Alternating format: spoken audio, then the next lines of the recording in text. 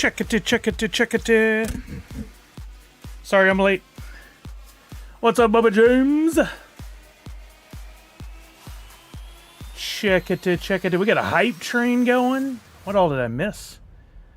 I hope you guys can hear me. We're gonna pretend you can. What's up, everybody? How's it going? Wait, I hear some sounds. Hopefully you guys hear them. We got some stuff going here. What's going on? We got some subs. Zach Bonifer, tier 1, 67 months.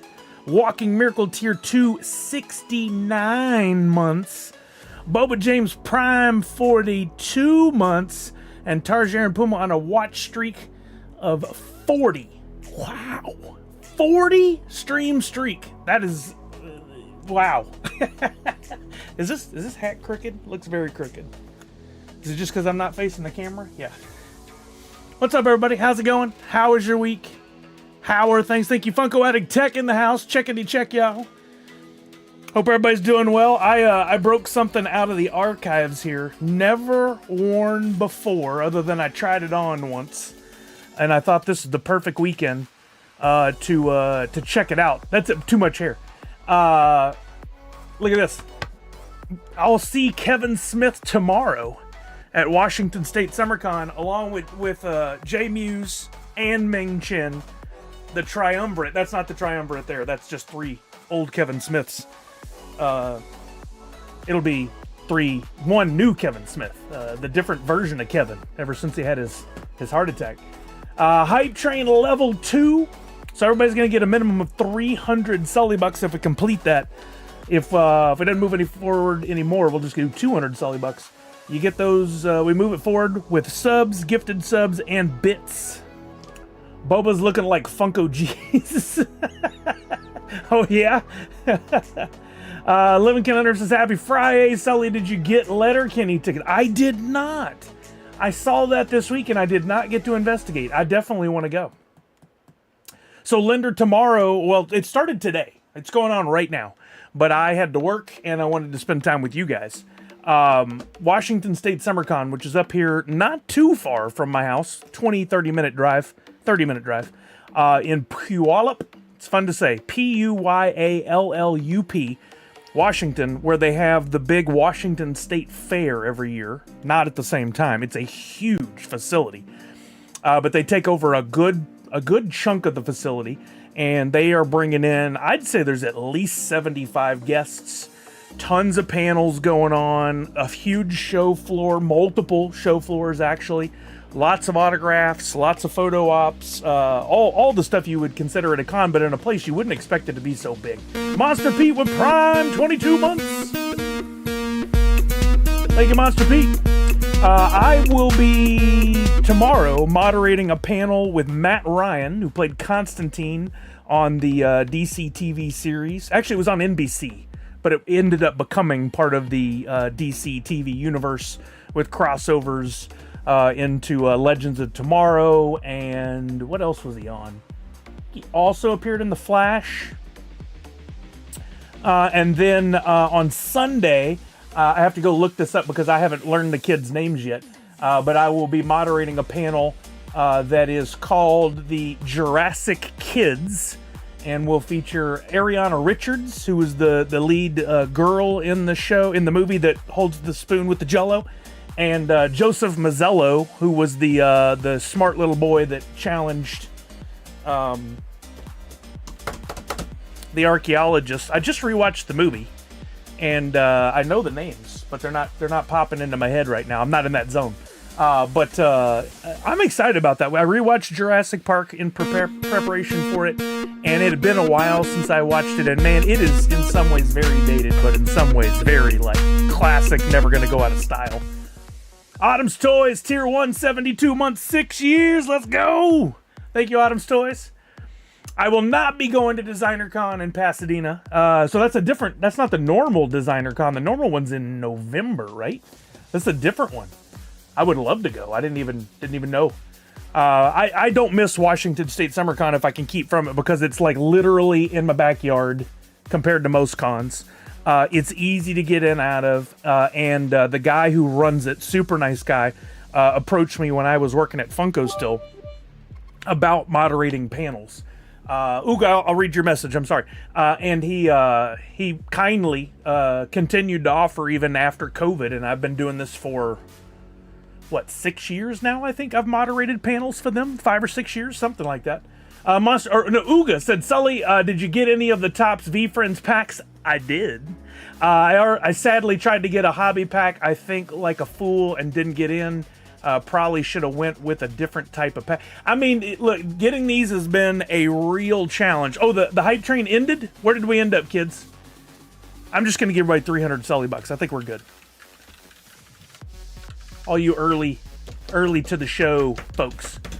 So VeeFriends has definitely been the number one topic of conversation for me over the last week. I have been all in, learning everything I can, watching the breaks, participating sometimes. So distribution in the US started with, there was a pre-sale with VeeFriends, then there was the main sale that happened last week on Tuesday or Wednesday. I think it was Wednesday. And those went to hobby stores first and some other locations. It's just been over the last 4 or 5 days that stock has really started to show up at GameStops and Targets, and Dick's Sporting Goods has been the latest. I don't know what that means for our friends in Canada. You don't have Target. GameStop, I don't know if it's even owned by the same people anymore. It might be different. I don't remember. And I don't even know if you have Dick's Sporting Goods. So I was lucky enough, I went last Wednesday. I did not get the Disney Topps Chrome that just came out. But Uga, I'm trying to think if there's any opportunities for you. It's such a shame that you're right there and it's so difficult. I don't think any of those retailers, Target, GameStop, or Dick's, have put them up online because they want to draw attention to the stores. They want people to come to the stores. But Dick's was getting a lot of inventory, and I haven't looked. You might be able to get it ordered online at Dick's and delivered maybe via a friend or a reshipper. You might want to check into that because all three of those are selling how do I keep doing this? The smaller ones. I normally can rattle this off, and then I go to stream and I can't talk. These at $29.99, which is retail. All three are selling them at that $29.99. And then if you're lucky, you find the megas, and the megas retail at $59.99. If you're lucky, you find them at that. So for Canada, why it's always so dang difficult, I don't understand. You're right there. I could throw a stone to you. Hobby boxes like this. Retail is $245, I think, in the US. I paid $275. If you find it at $310, I think you buy it. I think that's a good deal still. Hobby, GameStop, and anybody else that's carried these hobby boxes, other than the few, have sold these around $450, which is a little too pricey. Tex said, no, I haven't seen them online at Dick's. Not all Dick's Sporting Goods have them, only at the House of Sports stores. I was afraid of that. I went and scouted my local closest Dick's Sporting Goods. I always like to say the full name because otherwise it just sounds weird. We have Dick's Sporting Goods. We also have Dick's Hamburgers up here. I don't know the obsession with the... I'm not saying the word, but... Anyway. I forgot where that thought was going. Then $60 for shipping. Yeah, it's too pricey, man. I think it's still... While we're seeing a lot of activity around them, and we're seeing a lot of breaks, and we're seeing people... they're still getting a lot of distribution. So if you're lucky, there still might show up in your area. But if you're like me and you couldn't wait, you may have to pay that premium. Yeah, I was lucky enough. Last Wednesday, I went to my local hobby shop. The guy was not gouging people. Like I said, I got a hobby. I got a couple megas, blasters, that's what we call these, and some blasters. And then I went and checked back again and got some the next day. And then I've been checking GameStop because I had a GameStop gift card that I wanted to use. And I went to one location that's closest to me, is a half hour away. They didn't have them a couple of times, and then thanks to, yes, Miss Jessie Star, you're right. Thanks to Tech, he's like, hey, check the app. The GameStop app has different information than the GameStop website, which is 2026. I don't understand that, but it does. And you can put in your zip code. It'll tell you if your local store had inventory. You didn't even need to call. And it was accurate. I jumped in the car, ran to that location, walked in. They had 2 mega boxes left and some blasters. I got more. So I am currently sitting on quite a stash. And I may not be done. I am in it. And luckily for that gift card, that didn't have to spend much out of pocket. I'm loving it. I've been watching the breaks all week on Whatnot, and man, oh man, the fire I have seen pulled. I saw an erupt out of 10 get pulled on one of the Whatnot streams, and they estimated that card's, it was the Black Cat, was probably a $15,000 card, and somebody got that for like I think they paid like $80 for the slot or something. Like, anything's possible in any pack. It sold for $11K, so we're a little over on the guesstimate. But I mean, still an over $10,000 card. I've seen people pull erupts out of of those. I've seen megas have been. People are saying megas are where it's at. So if you can find those at retail and get them. Now, look, this is all a gamble. I still don't think it's gambling, but it's all a gamble. And you're not guaranteed anything. I could open all these boxes and get nothing. Word to the wise might be, if you do find some of these, you buy them and store them. Put them on a shelf and hold on to them for a while, because as we get through these things and people start to go, okay, look, we've seen a few of the Mr. Beast autographs have come up, but that 101 has not. That makes these even more valuable. We've seen the 1/1 Black Cat Erupt show up. There was a bounty on that for $100K. Which the guy who has the card was still deciding what to do when I last saw. There's a lot of activity on eBay, and stuff are doing some of the cards are doing really good. Some of the ones that are most surprised about are the short prints, which we'll talk about. Show you how to look for those. But if you can get them, I say. I think it's a pretty fair investment. I've said this before, and I talked about it a lot last week, and I think Gary V and VeeFriends is a name that is going to be around for many years. Gary's a marketing genius. His team, including Shep, who is here, who just said anything is possible with anything, they are knocking it out of the frickin' park every day. They're doing, if you guys haven't participated, they're doing Whatnot streams constantly. They'll go start a live, they give away 8 packs real quick, they open them, give it away, open them, give it away, and then they raid into somebody who's doing a break. I have been in so many of those, but on the first day I won 2 packs, and I just got this one in the mail. I didn't even know I won 2 packs. I thought I won 1. But this one came in the mail. I won that by just going to their Whatnot. I didn't pay a dime, and that got sent to me for free, along with I think there were like 6 or 7 commons, because they were opening hobby packs. But I saw the most amazing thing yesterday, and it got me. You know how I am. I got me researching and going. They were doing a whole live on Whatnot about another thing they're doing, not the cards, but the comic books, in association with their NFTs. And you guys know how well I love the NFTs. If you had a specific NFT called a book game, and those are probably the floor items like $150 to $175 now, that may have gone up in the last couple of days. But if you had one, they're doing this very specific thing. This week, I believe, is comic book number 25 that's coming out, and their comic books have performed very well in the secondary market. Some going for thousands and thousands of dollars.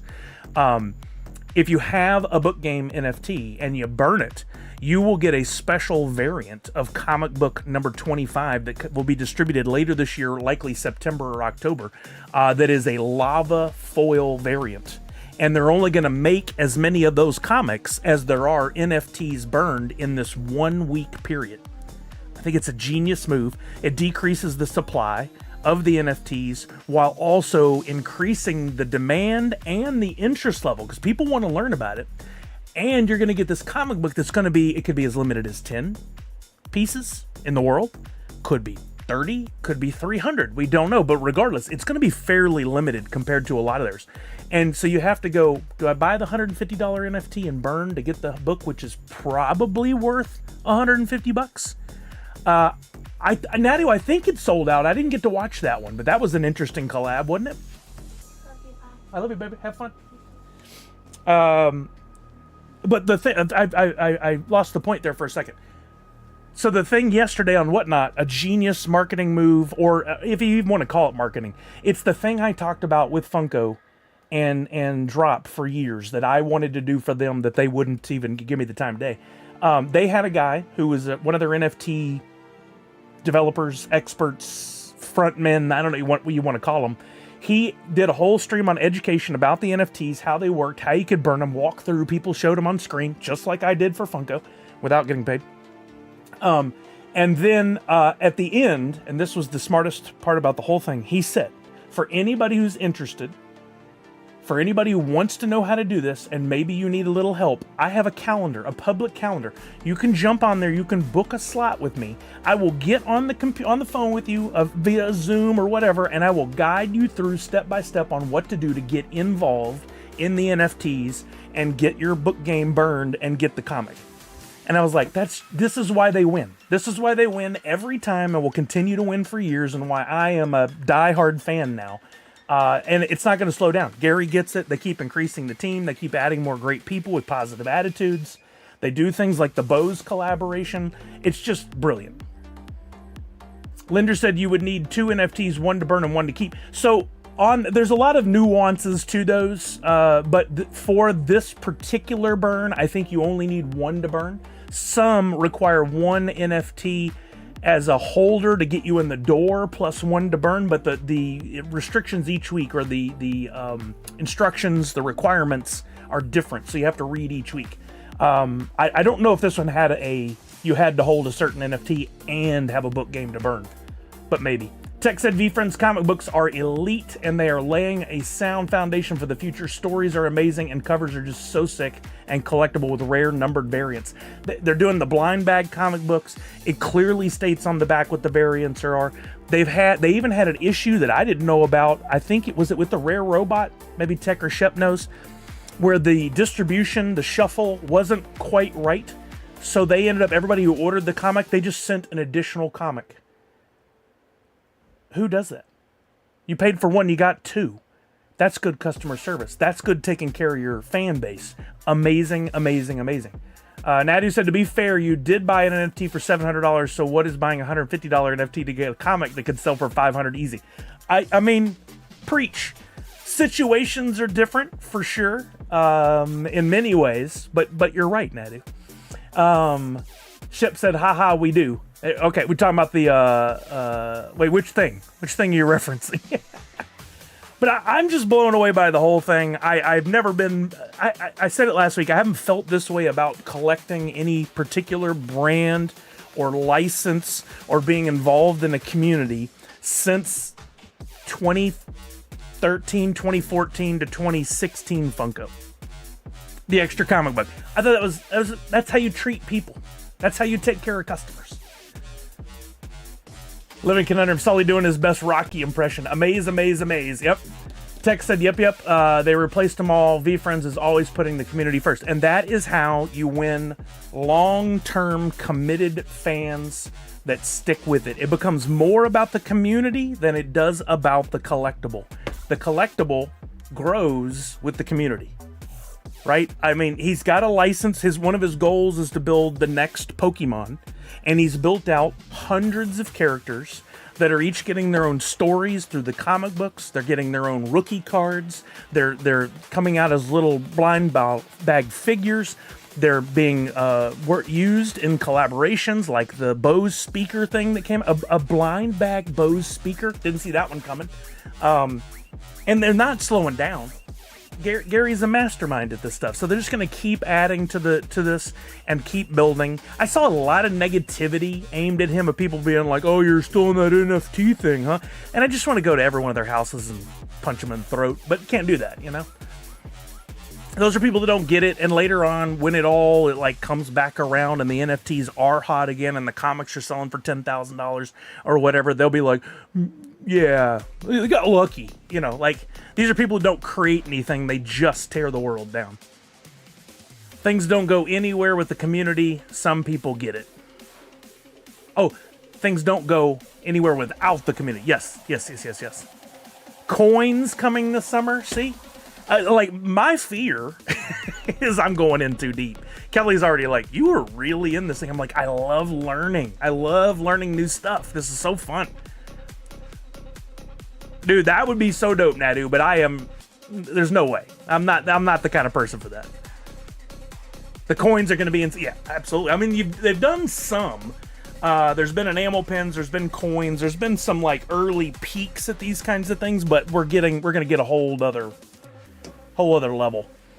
I mean, in a dream world, it would be so cool to see a Nerds Unite and VeeFriends collab. They do the hats that have been collabs with other brands, but that's such a tricky thing because when you collab with someone or another brand, you don't know what they're necessarily all about or what they're going to do. It requires a relationship, and I want to meet Gary. I just missed him at New York Comic Con. I'd love to have a chat with him. Several of you tagged me in that thing where he was saying, "Hey, if you pull one of my VeeFriends Creator Condor cards, it'd be cool if maybe I did something for those folks and gave them like a 10-minute Zoom call or something." I think that would be amazing. I would love to go, Gary, we have so much in common. I have a brand. It's a tiny little brand, but we've got some dedicated, amazing people, and we align so much with what's going on with VeeFriends. How about we do a little something? And if we don't sell them, I'll buy all the extra hats or whatever the thing is. I think it would be really cool.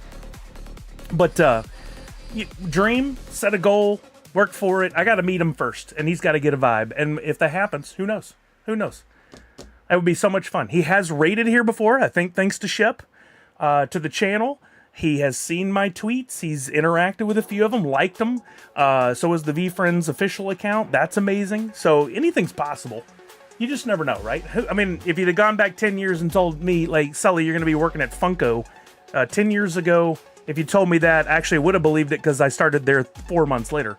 But if you'd have gone back 12 years ago and said, Sully, you'll work at Funko, I'd have been like, nah, probably not. I don't think so. But I'll dream. And look what happened. At least until COVID came along. Yeah, so got a free NFT for tonight. It's not like the norm, but I really wanted to do something that was, I'm going to be very careful. These folks like to sue. Something inspired by the footy ball. It is that time of year. Today was US versus Australia. I got to watch the first half. I think they won. I don't know the final score. I guess I have the internet. I had such a busy day.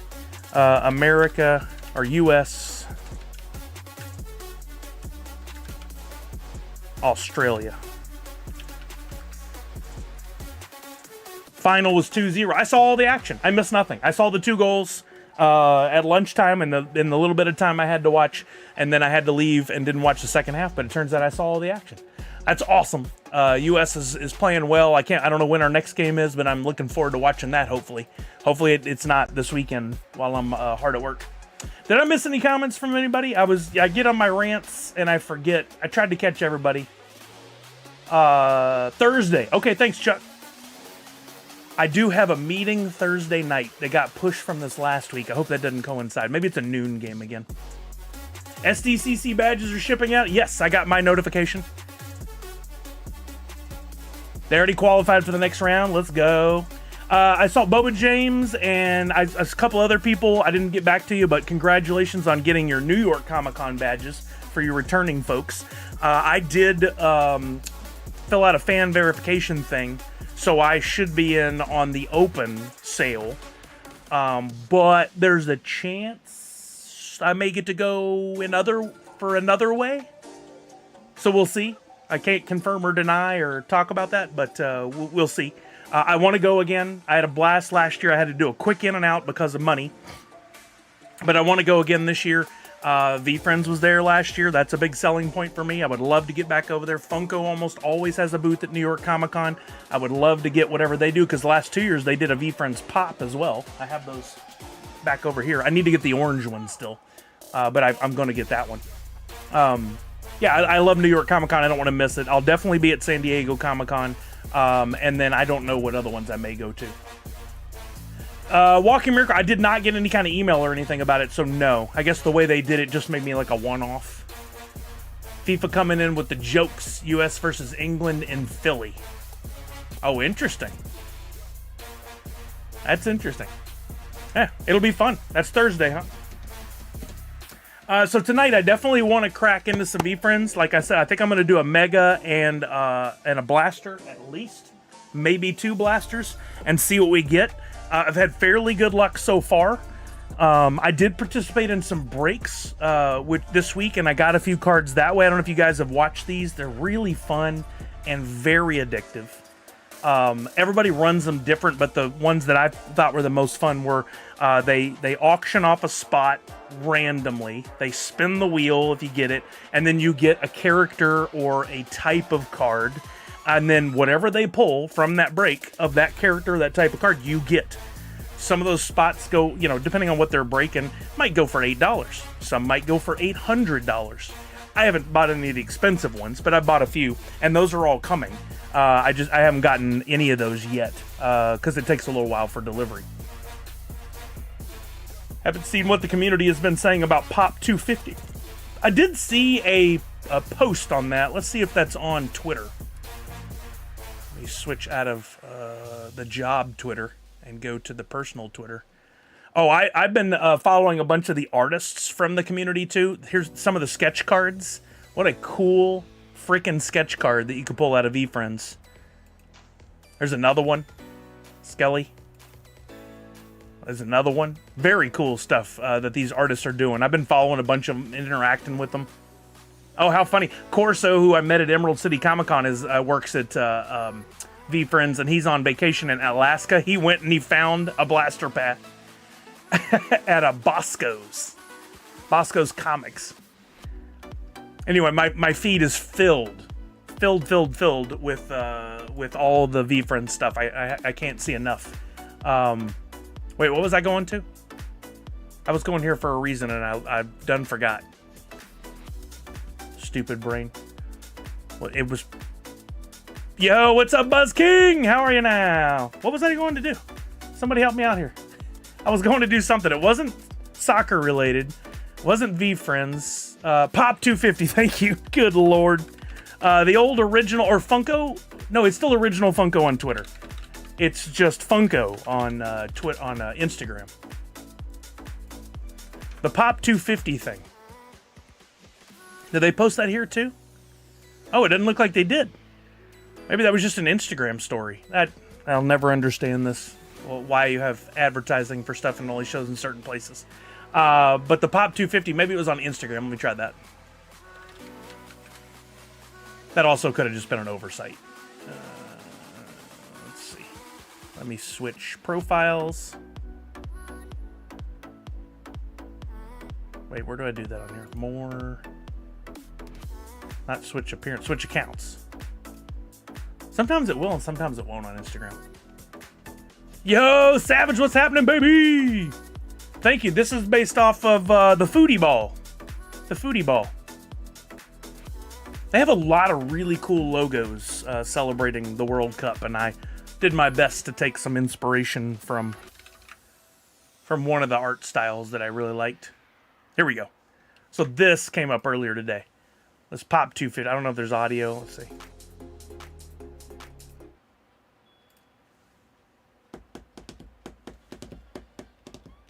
I didn't really look to see if you could make out the design of any of them.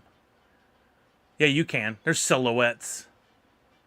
You know there's a Batman in there. There's got to be. I don't know what they're doing, but I think that's pretty cool.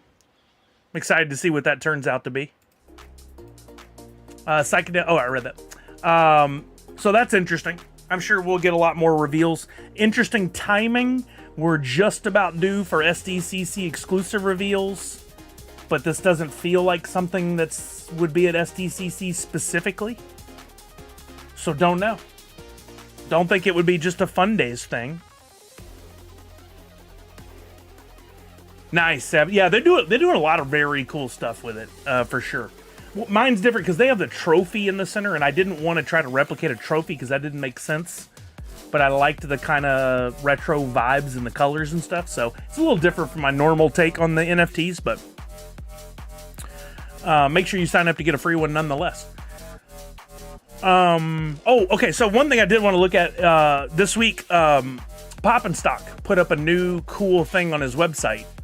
This collector profile, and I haven't gone through it all the way because I wanted to do it with you guys. We will definitely be cracking some packs and playing the box game shortly, so hang out for that. But if you go to Pop and Stock's website, you can go to this page specifically, which is your profile page, and you can check this for yourself. And I don't know exactly what he's doing with it, but based on the tweet I saw, the idea, I think, is to keep people engaged in collecting the Funko NFTs and coming to his site by having I wouldn't call it a game necessarily, but an interactive feature on a reason why you should reach certain levels, do certain things to keep you engaged. So if you go in there, you can log in now on his website with your Wax credentials, which I did, and it'll see your wallet.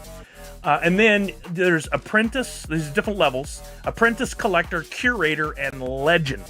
And looking at the Apprentice, it doesn't show me where I'm at on the whole run yet, because you got to start with Apprentice and then level up to each level. So if you go in there and you log in, you'll see if you complete each of these tasks. I have done them all, I didn't do anything, it just happened.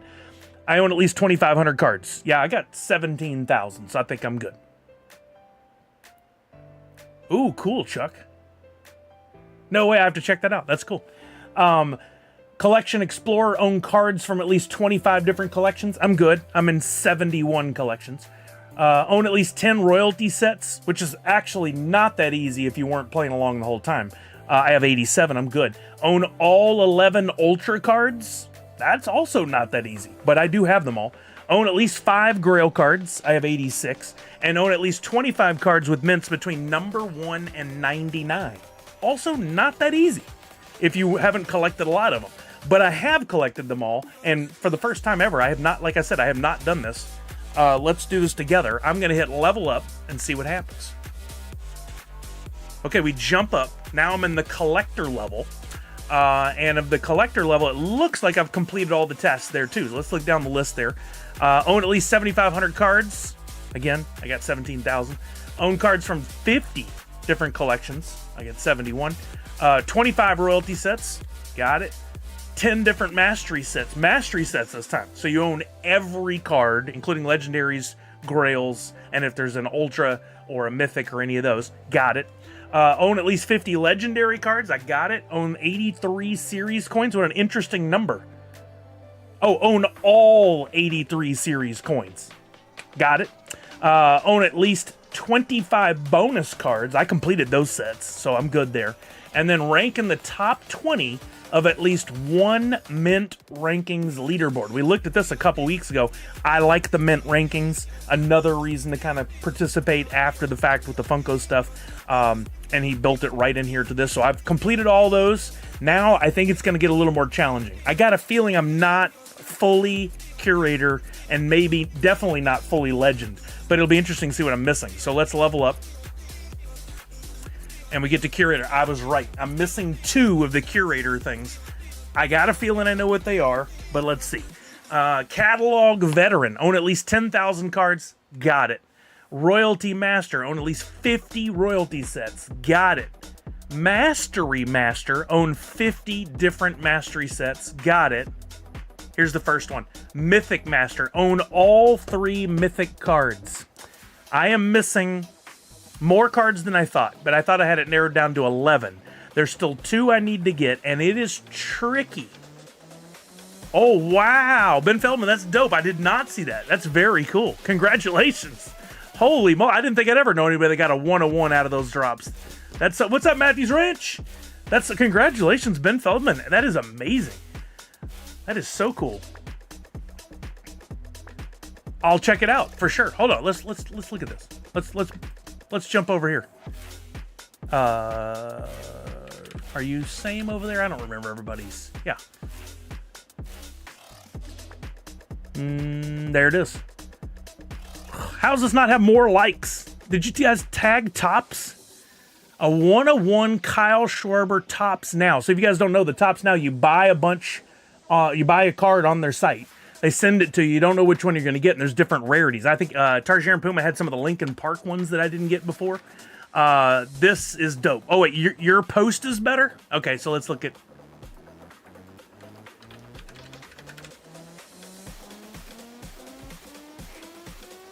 Wait, where'd he go? Whoa. Still needs some love. Did you guys tag? You did tag Tops. And usually they'll post some of those cooler things that are found. I would hope they would post that. Shots fired. That is amazing. That is really, really cool. I really didn't think I'd ever know a person that got a 101 out of one of those Tops now, because it just seems like I see these guys buy 500 copies of a card.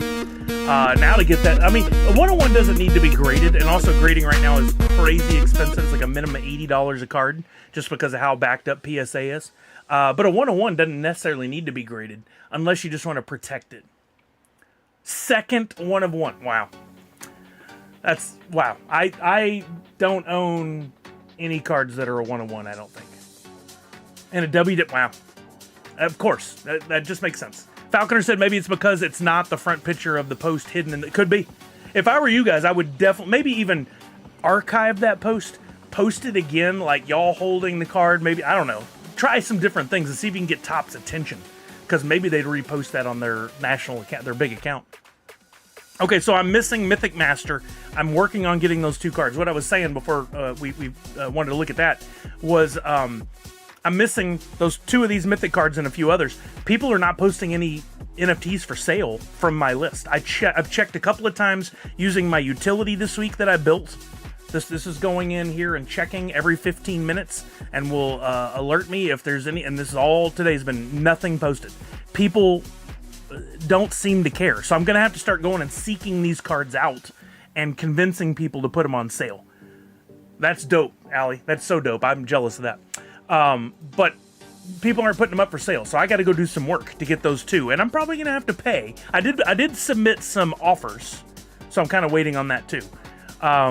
But yeah, working on it. Oh, that's a good idea, Falconer. Look at other posts that Tops did pick up and emulate them. That's very smart.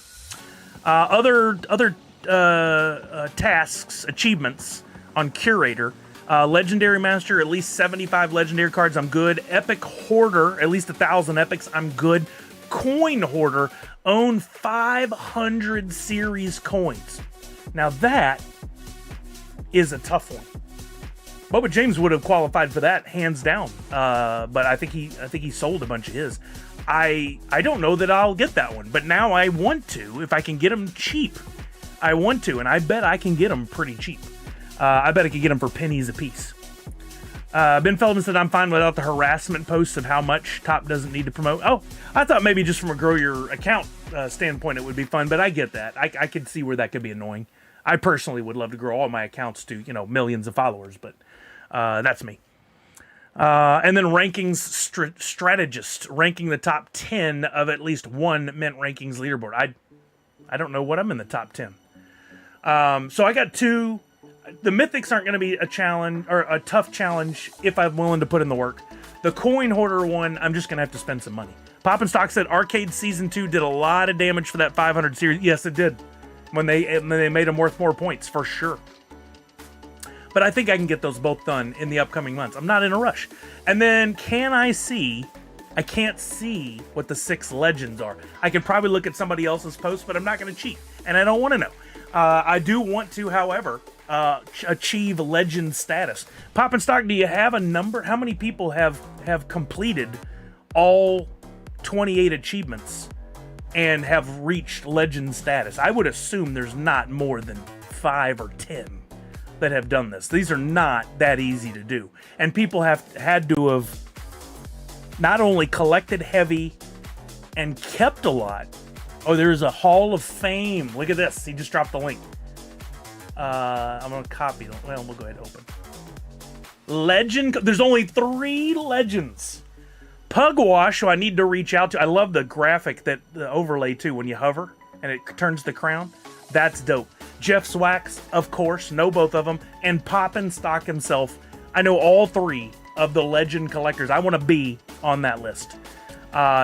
I mean, look at these numbers. I have 17,000 cards Pop and Stock has 24,000. Jeff's Wax is 148,000, and Pugwash has 102,000. Wow. 220 mastery sets for Pugwash. And look at the difference here. 384 royalty for Pugwash, but Jeff's Wax has 664 royalty. Wow, and then Pop and Stock has more mastery than Jeff's. It's interesting how the collections are different, but only 3 legends on this list, and I think this is such a great idea. Pop and Stock, I think you were already working on this, and last week I mentioned something. Just an idea, tell me to shut up and go away. But I think it would be cool to draw traffic to your site, if you haven't done so already, to have some sort of contest, whether it be monthly or weekly or whatever, for people that reach new statuses and achieve new things. I think it could be a lot of fun. For sure, Matthews Ranch. A lot of money and dedication for sure. But I love that there is still life in these NFTs, and it's through Pop and Stock, through streams like mine, even though it's a smaller audience, it's up to us, like I've said since the beginning, to continue to talk about it, to collect it, to live it, to help keep a following, so that if we can get through the other side of this downturn in NFTs, we're sitting on some gold. If we sit on them and we don't talk about them, and nobody cares, and nobody posts them for sale, and nobody buys, it's just going to wilt away into nothing. It's up to us to keep it alive, and Pop and Stock's doing some great things here. This is wonderful. I love it. Very, very smart. Pop and Stock said, for your missing cards, don't buy. Try the trade analyzer and send me trades directly from the site. Pretty sure I have dupes of most of the cards you need. Love to hear that. Willing to chat. Yes, I'm going to get back to that.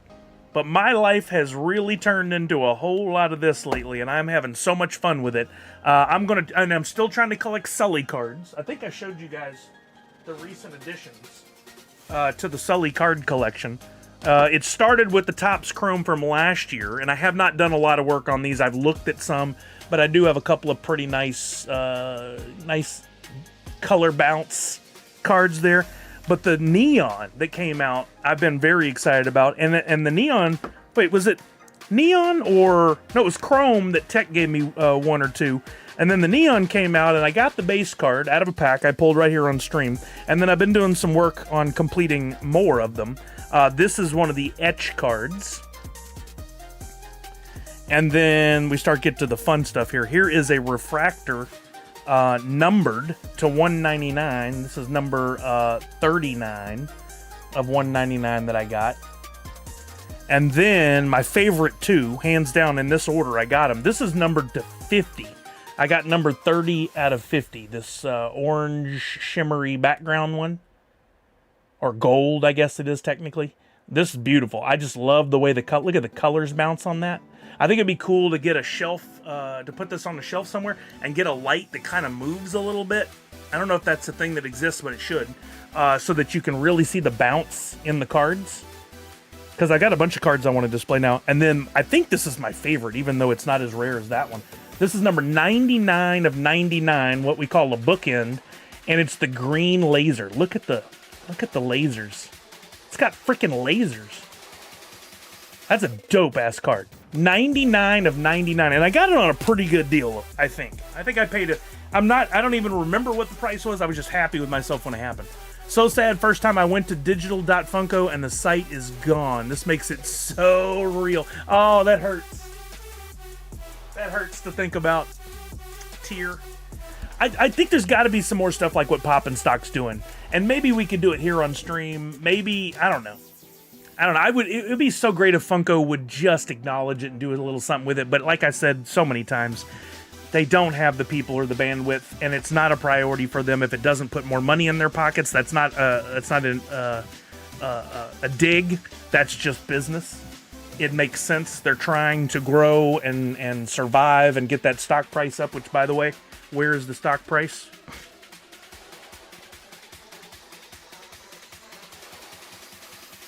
Come on. I have it on my watch. 548. It has been on a decent increase. Yo, Tanner, baby! What's happening? Thank you. I'm out to Washington State SummerCon tomorrow. Kevin Smith will be there along with Ming Chen and Jay Muse. They're going to be doing the normal signing stuff, photographs, but in the evening at 7:30, there's going to be Ming and Kevin, and I'm sure Jay will show up if he's not busy with something else in the area. I can't imagine what he would be. There's going to be a special panel with them, and I'm going to be there front and center, and I'm really hoping, because I know this from the grand opening of Funko HQ, Kevin will want to hang out after, and maybe I'll get to be a part of that. I would love to go, at least get to chill and talk to him a little bit. Would be like a lifelong dream. So I'm gonna sport this tomorrow night for that. That'd be so cool. In the afternoon tomorrow, I'm interviewing Matt Ryan. I'll be moderating that panel. He was Constantine on the NBC series.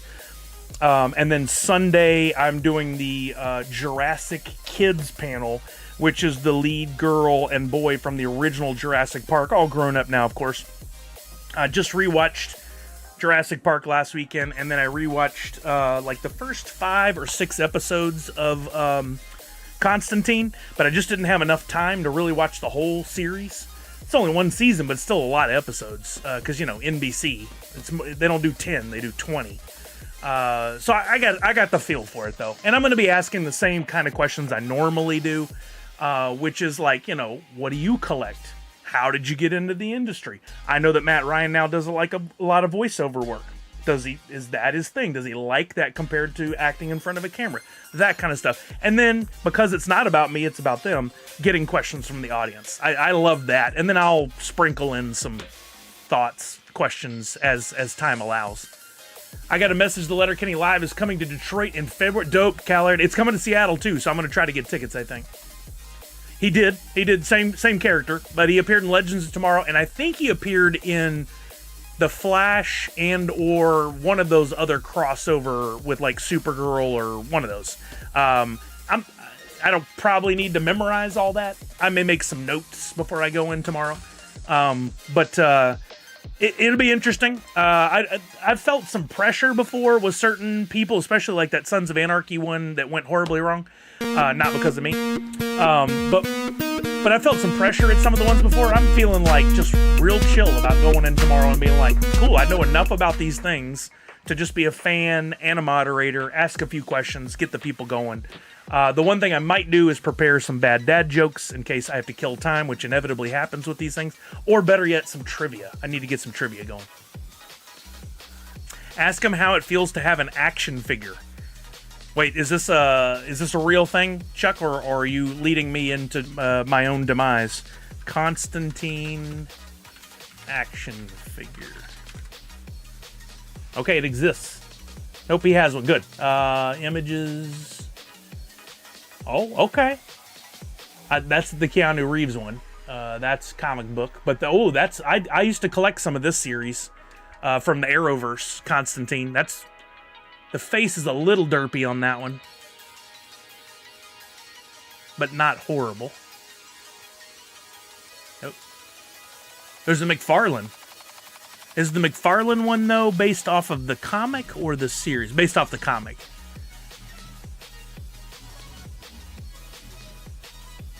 Yeah, that's cool. I think that is a good question. I'll have to consider that one. See if I remember. I'll put it in my notes. But yeah, I'm excited about that. So I've met Kevin kinda a couple of times. I was at the HQ grand opening on day one before I think it was the first wave came in, or maybe in between a couple of waves.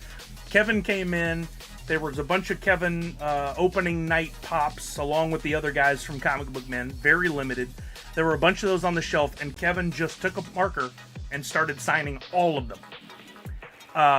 So that anybody that bought it got a free signature. And I've been to the Secret Stash a couple of times, podcasted with Ming up there, and it was very cool too, because you walk through the store, and if there was a action figure or a shirt or a DVD or a whatever, a lot of them are just signed by Kevin, and they're just retail price. He doesn't mark it up. He just is like, here's a special extra something. I'm here. I might as well do it. I think that's such a cool idea.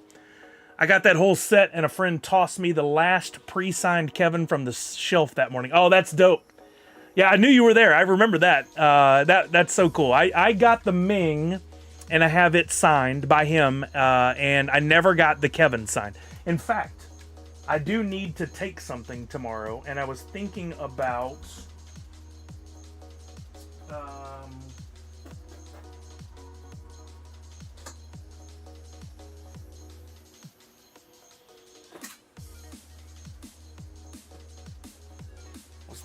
this. I think I have the I have the 2-pack with him and Jay, but I love the NFT pop. So that with a purple Sharpie or Posca pen would be pretty dope.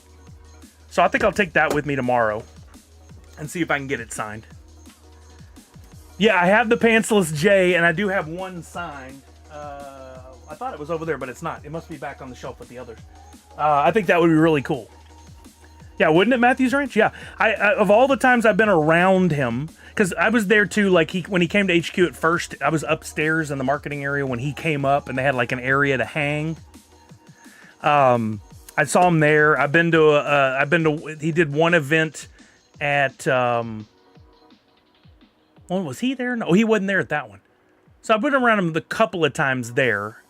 And then when I went to Secret Stash, he wasn't there both times. Oh, I know the other time. San Diego Comic-Con, him and Jay were out when they had the Jay and Silent Bob 20th anniversary thing. Or was it for Clerks 3? It was Clerks 3. They were giving out the bags, and him and Jay were there. I'm hunting that one down, says Tech. For this pop? Really?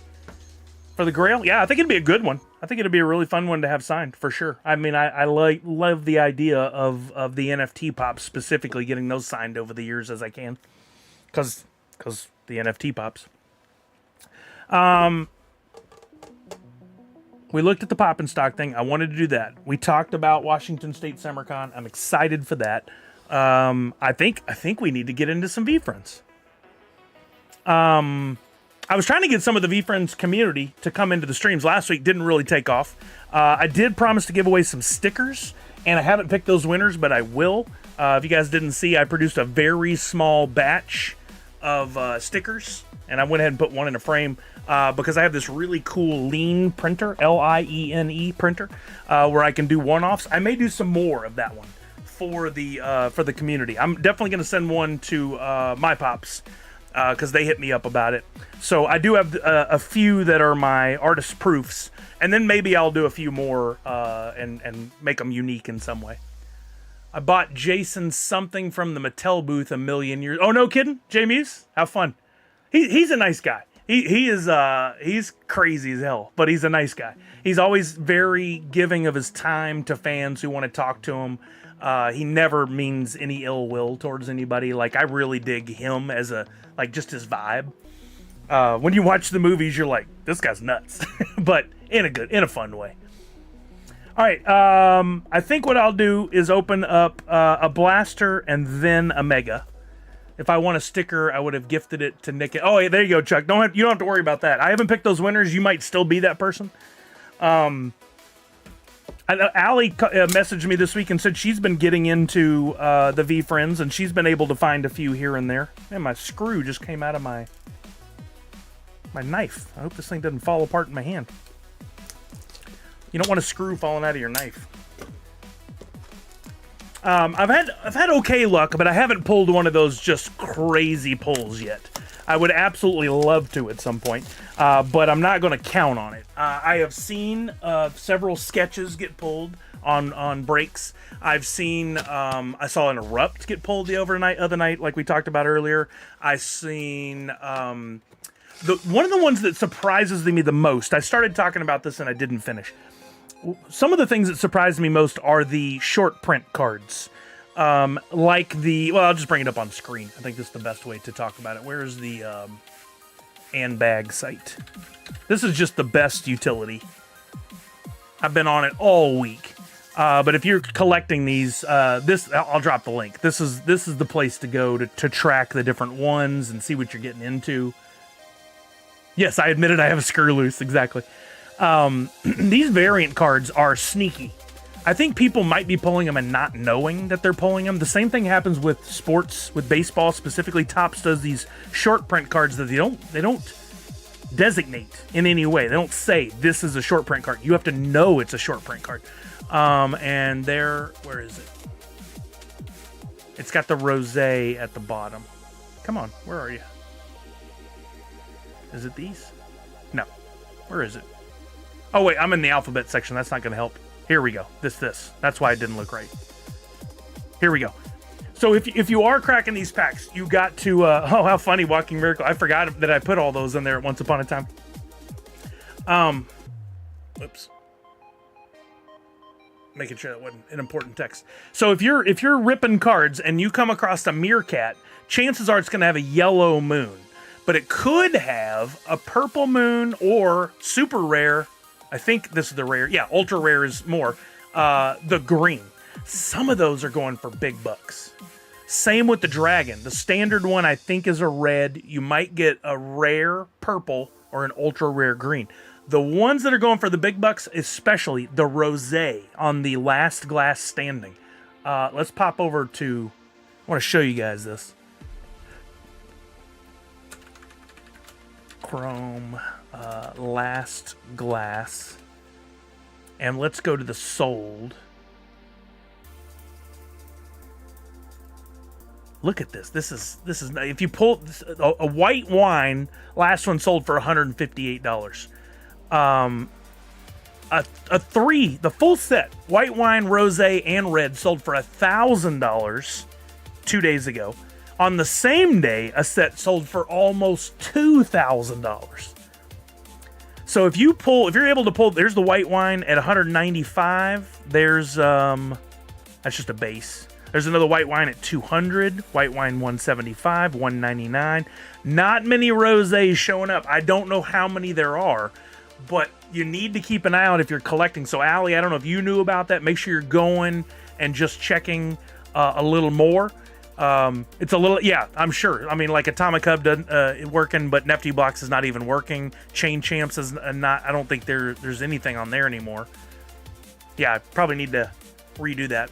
And then I love the Gritty Ghost one too, and I haven't looked to see what this one's going for, but there's a version of the Gritty Ghost that simply, he's just not there. He's just gone off the card, and I think it's the coolest thing. I would love to pull one of these. These are sold prices, so let's look for one where he's just missing. Look at that, $178 for a card that doesn't have a character on it, and it's not an error. I think that's a brilliant move on their part. The Ghost has just disappeared. Is that the only one that sold? Like, I think these are super rare. There's another one, $55. That tells you, though, that was on the 10th, right? Somebody thought that might be a $55 card, and then it's just blown up since then. That was at auction, went for $178. Asking price on these.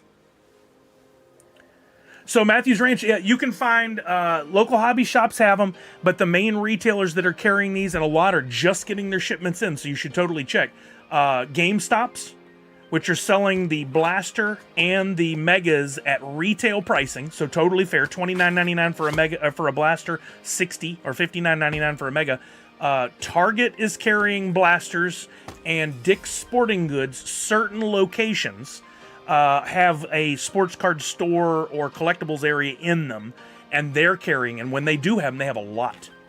They made me check my card 3 times to make sure I didn't have an SP I missed. Yeah, for real, right? I went through I've been so addicted to this. This is how it tells you it got me, and I'm loving it. I went through, well, Allie and I were communicating about some trades. I went through and I organized my entire stack of all the commons I have so that I know what dupes I have, which, Allie, hopefully I get time to actually pull that together before tomorrow. I have a bunch of dupes that I'm willing to trade. I want to complete a whole set.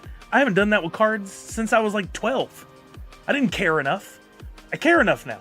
It's so much fun. All right, Boba James. So let's get rid of the box. Let's go crack some packs. I'm just going to do them in order from top to bottom. Hopefully, I've seen people pull some crazy stuff out of these blaster packs. It would be amazing. But again, you don't count on it. It would just be fun. So I'm not going to set up the whole second camera. We'll just do this to the main camera, and I will get my glasses. I hate this part. So that I can actually see what the hell we're doing. Hate. All right, let's see. Right off the bat, we got the Perfect Persian Cat. That's a base card. We got the Bad Intentions. That's just bad intentions, not bad intentions, bunny. I love how some of the cards are totally don't follow the plan. Oh, we got a glower. We got a glowworm. Let's see. Hopefully it's a short print with numbered. It's not, but it's a fun card. I love these neon cards. Glowing glowworm. I have a few of the neon cards, and let's see. So far I have Stunned Sun and the Hedgehog, but now I also have the glowing glowworm. And last but not least, we got the Bombastic Baboon. A couple things to know. The blasters, the small box I just opened, that's $29.99, are the only ones that have the yellow refractors. These yellow variants. I guess they're not yellow refractors, but they're yellow. You get, was it 4 per box? 2 per box on the blasters? I don't remember the number. Thank you, Tech. Appreciate you, brother. Oh, I can't put just those in the stack. I got to put them aside and then put them in the proper number order now. All right, next one up. Long sleeve jersey. Probably not the best move for this. I'm catching the keyboard and all kinds of stuff. All right, starting this one off with a Noble Numbat. I think I already have like 2 or 3 of those. I've had a lot of Numbat luck. Ooh, Rare Robot. Love the Rare Robot. Probably one of the most popular characters out of this pull. Even the base card goes for a few bucks. Oh, another. Oh, this is a chalkboard. Entrepreneur Elf chalkboard. If we're lucky, it's numbered. It is not, but still a nice card. So we got a couple of inserts already. And last but not least, oh, look at a little persistent penguin.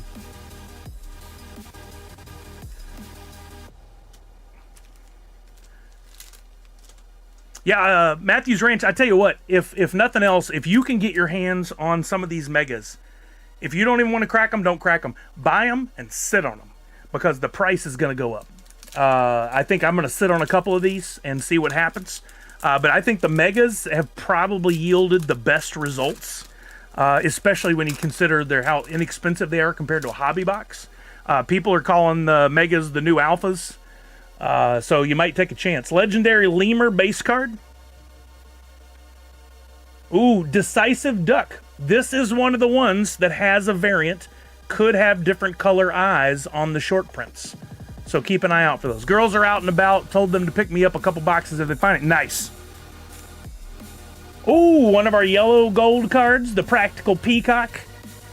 I love the look of these. And, you know, I guess you don't call that a color match. Color match would be like if it were a green card, but that does look nice on the yellow for the Practical Peacock. And then last but not least, the Dedicated Dragonfly.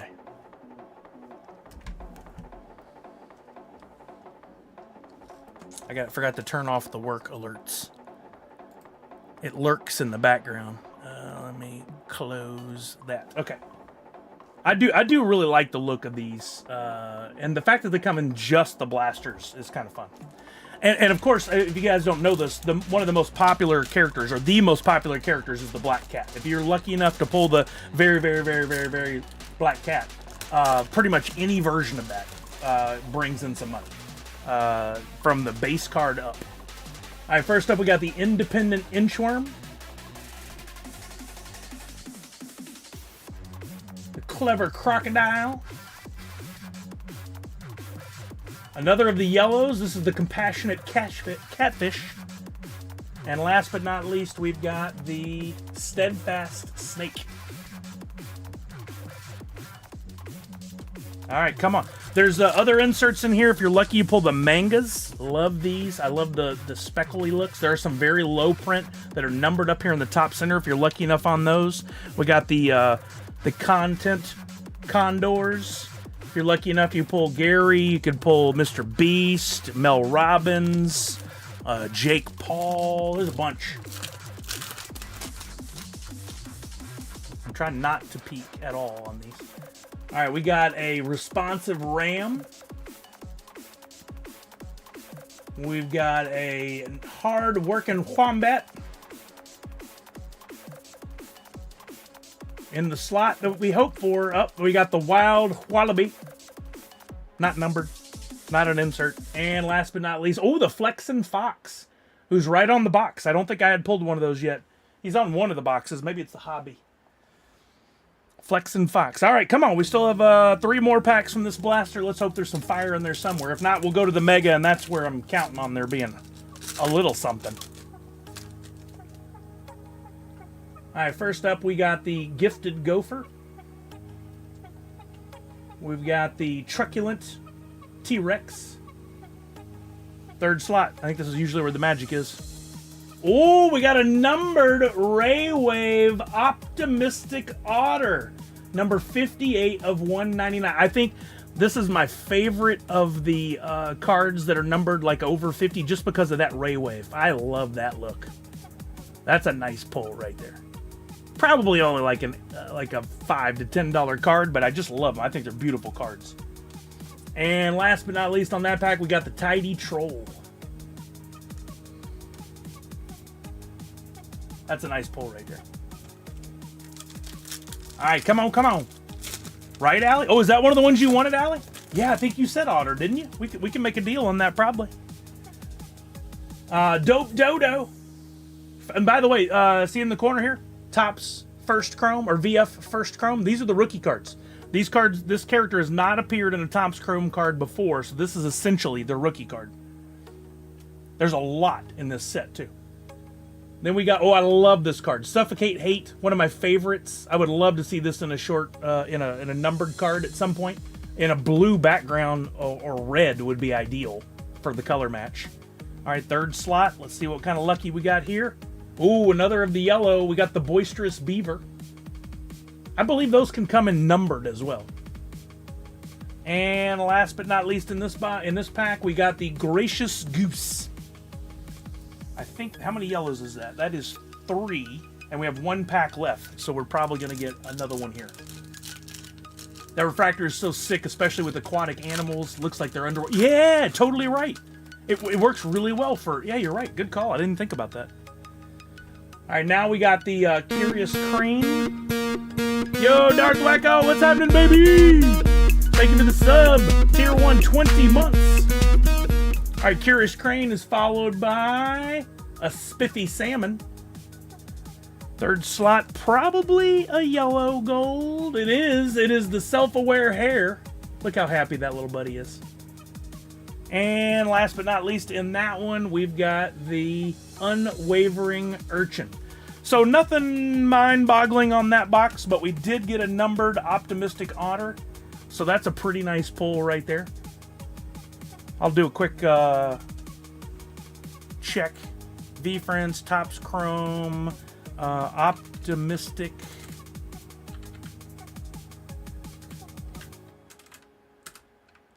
Wow, I can't type. Otter, and then slash, what did I say, 199? Those are the blue wave refractors. Somebody's asking, auctioning starting at 99, somebody's asking 50. We know that's not how it works. Let's go to sold. This was a refractor to 10. Oops, this was a refractor to 10, so that's not our price. $35 for one numbered to 150. But I don't see any purchases. Look at these others, though. Some others, like you said, of the aquatic animals. You got a tortoise, went for $23 at auction. Tuna probably averages out, well, he's about 12 bucks. 16, 26. So actually, those are doing better than I thought. That might be a $20, $25 card, which is just about getting my money back on the box. So not bad. I did, Darth Wacko. I finally just gave up. I hate the way they feel and look, but I said screw it because I want to be able to read. By the way, on the big VeeFriends kickoff day, they did a whole giant stream and they gave away a bunch of packs. I won 2. I showed you guys what I pulled. But along with that, they sent this in the envelope to keep the cards from getting bent. These are called hobby armors. And I thought this was a cool extra bonus. I got this awesome VeeFriends like backer. Be cool to use for photos and stuff, I think. I put it in one of my photos. Well, thank you, Darth Wacko. I don't feel that way, but I appreciate it. All right, now we're going to do the Mega. There is a guaranteed Mega Head card in each box. I have one as an... Oh, my Mega Head's back there. I did pull the Notorious Ninja for the first time. But we'll pull another one in here. And possible X-Fractors, which the X-Fractors have a checkerboard refractor pattern. And I think you get 4 of those in a box. Allie and I were talking about some possible trades, so hopefully I'll pull something she's interested in. I personally, if anybody is ripping any cards and they're looking to do trades, I decided, at least for now, the character I'm going to be pursuing is the impeccable Inostranet. I just think this little guy has so much personality and could be such a great character for a cartoon or a future comic or whatever. If you pull impeccable Inostranets, we should talk. Yo, the one and only Aloha Friday. Happy Aloha Friday. How are you now? Hope you're doing well. I ripped a blaster of VeeFriends. Had a nice numbered card in there. Nothing that's setting me up for retirement. But a nice card nonetheless. And now I'm busting into a mega box. Yeah, I'm supposed to pop in stock, but that character really just didn't speak to me. And so I decided on my own that I like the impeccable Inostranet. It's also a lot of fun to say. Thank you to one and only. My own design, based on our friend Mike Becker, started a company called Rocky Moto. He's the original founder of Funko. And when he started Rocky Moto, I always liked the look of the font. And so I mimicked it into my own Nerds Unite thing. Rad attribute rejected. Absolutely. I just went through a blaster ship. I pulled a nice Ray Wave Optimistic Otter, numbered to 199. Love the look of these. I think of all the different variants, of course I want a low numbered card, but I just love the Ray Wave on those. I think they're beautiful cards. That's my second one, and I won one in an auction, or in an auction earlier today on Whatnot. What's the description on the back of, wait, which one? Of the Inostranet or the Otter? I feel like you might have been asking about the Inostranet. Yeah, because I didn't see if that aligns with me. Let's see. The Inostranet says, competitive advantage always strikes with 100% intent to create the best outcome. And then there's a quote at the bottom from him, how you do anything is how you do everything. I love that. And if you guys don't know the back, because I haven't been showing these off, they each feature the original art by Gary. And I told you, it started rough beginnings, just sketches from Gary. And that has evolved with the help of some amazing artists into this. Gary had a vision, and that vision did not mean he was going to sit down and do the art. I also love that part of the story. Yeah, mine. Okay, I did read the right one. Haven't had any luck on the EQLs, and we don't have a shop here with VeeFriends cards, at least on our island. So we get to live vicariously through... Oh, we were just talking about our friend Uga, who lives in Canada. He's got the same problem. Oh, the very, very, very Black Cat. Yeah, that's the one you want to pull in any pack. Any variant of Black Cat goes for big bucks. I watched a bunch of Whatnot streams this week. I had them on almost all day, every day. And a guy pulled out of a pack, but I think it was a hobby. It was an Erupt. And the Erupts are super limited. And this was like number 2 of 10 on the Black Cat.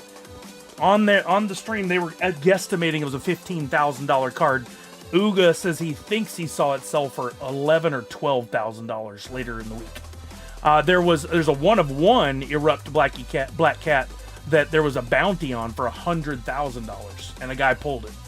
I don't know if there's any other bounties out right now. I think that's a cool part of collecting. People say, hey, I really want this card. I'm willing to pay this for it. The Mega Head, I love the Mega Head. Of the Black Cat, oh, nice. That's so fun. All right. We're in our first pack out of the Megas, starting with the Gracious Grizzly Bear. Notice no first chrome in the corner, which means Gracious Grizzly Bear did appear in the 2025 as a Topps Chrome card. Next up, we got the Warm Wolverine. That is first chrome, and I think that may be the first Wolverine I pulled. We got the Helpful Hippo. And I was able to secure a PSA 10 for the Topps 25. Oh, wow. Nice. I bet that's up. Next up, we got the Woke Walrus. I couldn't figure out what those things are coming off of them, those like bubbles. At first, I thought that was some kind of variant, but looks like a Wolverine from Canada, kinda. Oh, hey, my first content condor of Cody Clicks Conrad. That's a lot of C's. That's my first, I had pulled a Mr. Beast and a Gary V, but we got a Cody Clicks Conrad. There are some signed versions of that out there, and of course those go for big bucks. We got Shrewd Sheep. And last but not least in that pack, oh, we got the Common Sense Cow. I think I picked up a variant of that today as well on one of the whatnots. There was a guy doing singles, so he would just show some cards. He didn't want to have to mess with listing them and going through all of it, so he was just showing it and auctioning it. And I got a couple of like numbered to 99 cards for around $10. The old Triple C. Buzz King says, living the pastime joys of pulling physical cards through Sully. I've missed it. I enjoyed this so much as a kid, and I didn't get to do it a lot because we didn't have much money, and I still don't. But I'm now I have a job, so I'm at least treating myself to a little something something. And I see it as a little bit of an investment. Plus, I sold a couple things on Whatnot this week to help cover all of it, so that worked out really nice. I'm not having to dip into my bank account. All right, first up we got the Dynamic Dinosaur, Dino DNA. And we got the Swaggy Sea Line.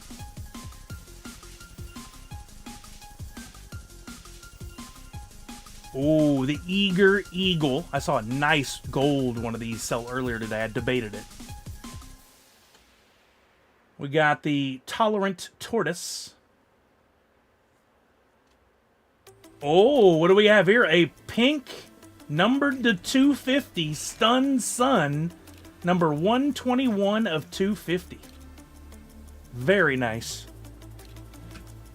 Second numbered card of the night. We got the Whimsical Wolf. And last but not least, the... Oh, I think this is my first just standalone Content Condor, which came in the same pack as the Cody Clicks Content Condor.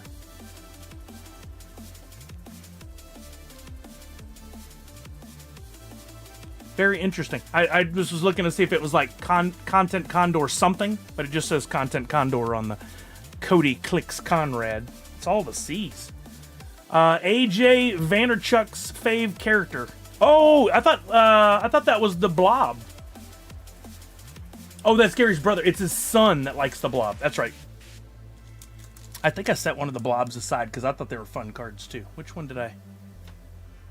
Because I kind of pinpointed some of the hotter cards from the set, and I knew that one had done well. Yeah, this one. The Bashful Blobfish, I think, is his son's favorite. Just been keeping these out all week. Looking at them, thinking about them, watching whatnots. Just nonstop in it this week. Learning so much. Love learning. Especially about stuff like this. And then thinking about, like, how can I play this game and have fun with it? All right, we got a Intuitive Iguana. I believe my first one of that. That's the first Chrome. We got the Courageous Cockatoo base. Not a first Chrome. Oh, Skilled Skeleton. I did not pull one of those. And wait a minute. Purple Eyes. Is that a short print? Is that a short print? Skilled Skeleton. No, it is not on the list as having a short print. Dang it! I was hoping, but no, those are just as normal eyes. That would have been cool, because we're looking for the purple and the aqua, or green, as some of the short print variants. So that felt like there was a chance there. I got too excited too early. That's okay. That's all right. Let's pull a rosé. Oh, right behind it, we got a purple numbered Content Condor out of 75. That's number 48. Oh, the purples are pretty. So pretty. That's a beautiful one. Is there? Dang, it's got a little ding in the corner coming right out under the number. It's got a little, like, extra something. That's a shame. You hate to see it, but still a fun card. And somebody may not care. Not everybody's going to get them, nang! Oh, right behind it, we got an X-Fractor of Tolerant Tuna. I like the X-Fractors. I love the shiny. And then last but not least, oh, hey, nice. Ponder It From All Angles. I don't think I'd pulled one of those before. Ponder It From All Angles. First Chrome. Oh, there's one more. And we've got the Happy Hermit Crab. You know, I pulled that numbered Content Condor. I have seen more than a few people have pulled a numbered card or an insert and then another insert in the same pack. Living on the edge. That's me. Living on the edge. All right. It's pretty good so far. Couple nice numbered cards. We haven't seen our mega head. I still have yet to pull a really fire insert. I'm hoping. I would love the 86 football ones. I would love, of course, an Erupt would be my favorite. There's so many good ones. I'd be happy with any of the super rares. Monday Mole. That's the happiest little character for a Monday. We got the Kind Warrior. Kind Warrior, very popular character. Nice, Living Conundrum. Yeah, for real. I've got sleeves. I need to buy some, like, displays. I'm going to get my cards up and show them. We got the Knowing Gnome. Knowing Gnome does have a variant on the color of the hat. I believe the red is the default, and if you're lucky, you pull the purple or the green. But we got the standard base card. Thoughtful Three-Horned Harpic. I think that's the first one I pulled to go into my set. I'm trying to complete at least one full set. Oh, hey, we got a Corso! Arbitraging Admiral. There's a joke going around, and he's actually signed some of these, so I don't know how much of a joke it is. But Corso, who works at VeeFriends, has a big old mustache like this. Like Shep's yelling it out. And this is the Corso card. I wish I had that when I met Corso at Emerald City Comic Con this year, and he was a super nice guy. Talked to him for a few minutes. Also a Christian, which I appreciated. I've been following him on Twitter and interacting with him. He's in Alaska right now, which is cool to see him. A mustache, exactly. We got Tasteful Malayan Tapir. I guess a taper? Tapir? I don't know how you say that. First Chrome. And last but not... Oh, I've seen people pull this, and it throws me every time with this green in the corner. The Gentle Giant, and he is giant on the card. I love that. That's so fun. All right, we still have 4 packs left. We haven't seen our Mega Head yet. My guy! Wait, are you a Gentle Giant fan?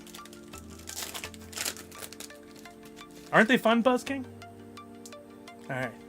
First up, we got the Hustlin' Hamster. Oh, my first last glass standing. That is the red. That's the base. If we're in a dream world, we would pull the rosé, the pink one, or the white wine. The rosé goes for... Maybe right behind it? Oh, no. Determined Dolphin, base card, but a first chrome. Actually, Determined Dolphin looks like he's up to something. He looks a little sus, not gonna lie. Stun Sun again. We had this one earlier. Stun Sun. X-Fractor Mint Mink. That's cute.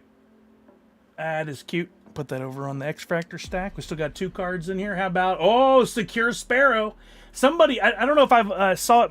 If I saw it to be true or not, but somebody said this tune that it's whistling lines up with another card. The World card. And I meant to look that up. I think I have one in here somewhere. And then we've got the Cheerful Chipmunk. All right, I gotta crack this door real quick. It's a little toasty in here. I need to get some air going. This jersey is thicker than I remember. Or I guess thicker than I thought, because this is technically the first time I've worn it. All right, 3 packs to go. Come on, Mega Hit. We got our Mega Heads to look forward to. Maybe we'll pull a nice numbered one. That would be fun. If there are any numbered. There's not necessarily numbered of everything. Oh boy, what did I even say? Ooh, popular character. Not a first chrome, but a very popular character. Number 2 in the whole set, I think. Fearless Fairy. Let's see, am I right on the number? Oh, how do I know this? That's bad that I know card numbers. Sully is number 5 in the Topps Neon set, which is pretty freaking cool. Oh, it's my boy, Impeccable Inostranet. Let's go! That's my second base of Impeccable Inostranet, and I have the number 1 of 99 that I pulled from, I think it was my hobby box. Creative Crab. Base card, not a first chrome. Oh, there you go, Living Conundrum. That'll do it. That'll do. A Slayin' Slug. I definitely have pulled a Slayin' Slug. I think I may even have like an X-Fractor of that one. Oh, our Mega Heads Knowing Gnome. Not a numbered Knowing Gnome, but I love that. He's just beard, hat, nose, and feet. I love it. And the Mega Head set is just so fun. I love those. I got to sleeve that right away. We've got the Mojo Mouse. And last card in this one, we've got, oh yeah, the Mindful Minakawa. One of the most popular comic books.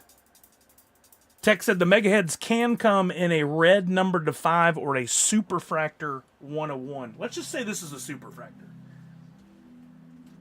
That seems fair, right? I'm going to go ahead and sleeve up our Mega Heads here. Bam. I've got a few nice, those numbered hits, but the Mega Head definitely deserves a sleeve. All right, come on. 2 more packs on this one. Hopefully we pull something else. I'm still going to be looking for more boxes. I'm not done.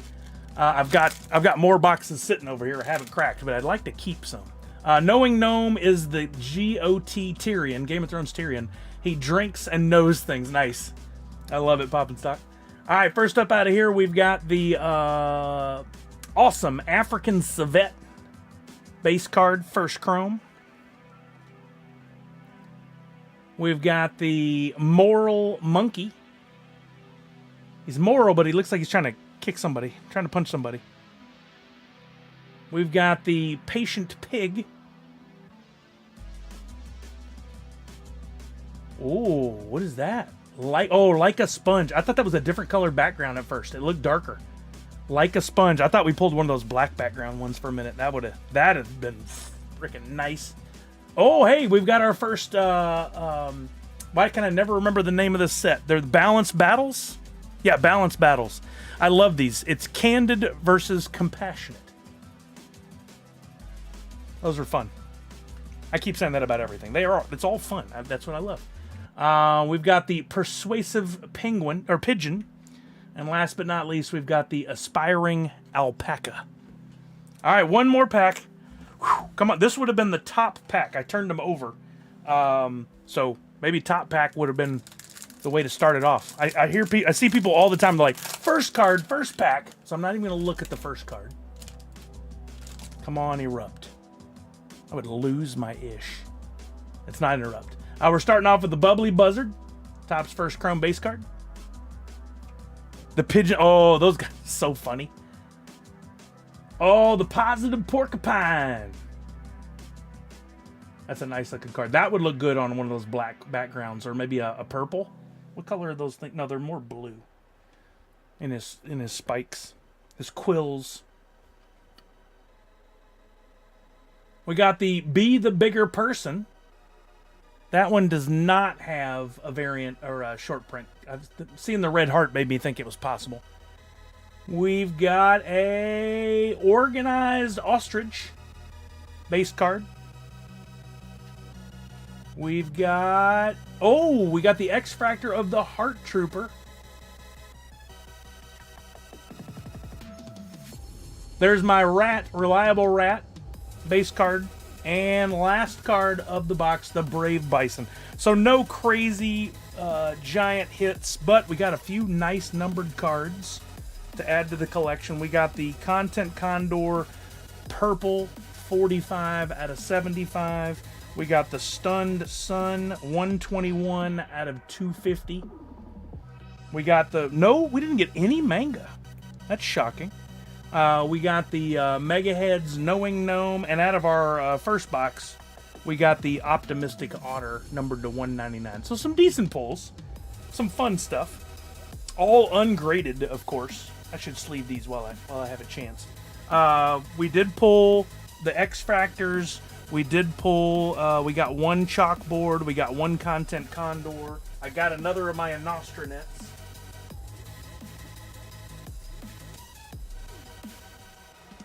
But I will keep on trucking. I think. Yeah, I made a joke about that the first day. I was like, at least there's not a bunch of TMs to read on these. I need to organize these and get with Allie so I can work out some trades to complete my set. I may do that while we're chatting. I'm glad there's no TMs.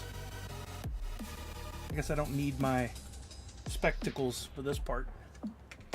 I can take those stupid things off. That is, I really love the purple. That's just such a deep, beautiful color. I don't know if you guys have seen the new Disney Topps Chrome. They did some fun stuff with the backgrounds on those. The way they built the base card, the colors that they do in the variants on really play nicely with that design. There's definitely an art form to a good design on cards, and I think it gets better and better and better. But there's something about, I like to go back to the old. I got to get more of my old cards out. I just love like the wood grain of the 87 Topps baseball, or like they made the variants of the 86 Topps football. 89 Topps for me will always probably be like the design, because those were some of the first cards that I went really heavy on as a kid. 87 Topps, man, that wood border. The only problem, well, one of many problems, is they overproduced those cards. But also 80. What did you have for rookies in the 87? Was that Will Clark? It was kind of an off year. You didn't have. Was it a Bonds? Bonds was in there. Yeah, that's right, because it's got the trophy on it. But his big card is like the 86 Donruss. Oh, the Bo Jackson. Yeah, the Bo Jackson is probably the biggest one. But like, you have to pull. If you get one of those in your collection, or if you're going after packs, you've got to pull a 10 in order for it to be worth anything. If it's not a 10, it's worth like $3 raw. But some of the, like, let's look at this in case anybody here did not grow up and collect 87 Topps and have no idea what we're talking about here. 87 Topps baseball. I cannot type anymore. Yeah, this wood grain. There's a Barry Bonds Gem Mint, or a PSA Near Mint 8. Goes for $19. See, like, if you were holding on to that your whole life since you were a kid and you thought that was going to be worth a lot, you were dead wrong. They made like 6 million of them. Julio Rodriguez. No, that's some sort of throwback card. He was not in. There's a Jose Canseco. Raw, but that's a Tiffany. Those are the glossy versions. I don't think they'd mess with Tiffany anymore. There's a Barry Bonds Raw, sold for $3. Let's see, 87 Topps. Not everybody's going to put baseball in there. Let's try Bonds PSA 10. Okay, now we're talking. $800. $775. If you had the Tiffany, the glossy, and that was a 10, that's a $4,000 card. Nice, Tech. I had a lot of 87 Topps, but the one I had the absolute most of was 89 Topps. Let's see if there's anything in there that PSA 10 really fetched some money. I did not put baseball. The Ken Griffey Jr., but that was the traded. That did not come in the standard set. That was the traded. I have that card. I don't think it's a 10, but it might be worth getting graded one day when when PSA gets back on track. Yeah, 89 Griffey was about it. And I had so many of all those cards. Oh, there's the Bowman. I had Bowman. Those were the toughest because you had to have special binder sleeves. I messed up a bunch of mine because they would peek out of the top. Right now, if anybody doesn't know, PSA has suspended basically all submissions for standard grading service because they're overwhelmed with so many people submitting cards. So the only option is to get the like super fast rush, which is 80 something bucks per card. So unless you have a several $1,000 card, it doesn't make any sense. Like, I would grade, if I had an Erupt, I would pay the 80 bucks and get it graded. If I pulled a sketch card, I might pay the 80 bucks and get it graded. Otherwise, I would just sit on it right now. I don't think it would make sense. If you happened upon an 86 Fleer Michael Jordan, 80 bucks, who cares? Pay it and find out what that card is graded at. There are other services, but most people prefer PSA. So a lot of people are, of course, up in arms, but also waiting to see when they can get their stuff to PSA again. I had an idea for a business. Oh, nice, Matthews Ranch. Yeah, you can send them to other companies, and when it comes to... somebody said this today, and I haven't looked. Is there still music playing? I took my headphones off. Okay, good. I didn't look, but I wanted to because I think this is good from, we love to learn on stream. I sure do. If we look at graded VeeFriends Topps Chrome, I don't think we're going to see any of the newest ones, but from last year's, there's a lot of CGC graded cards, other grading services that are peaking in here because of PSA. And people seem to be okay with it, somewhat okay with it. Look at that. There's a 10 Barn Owl. I guess people don't like the Barn Owl. It sold for only $8.27. That's crazy. That was just a standard card. But if you had, oh, here you go, the Honey Badger Purple, numbered to 20, graded CGC 10. So CGC still plays $700. So there's some options, but I don't think there's any. I don't think anybody's had time to get any of the 2026 graded. I would be shocked to see anything.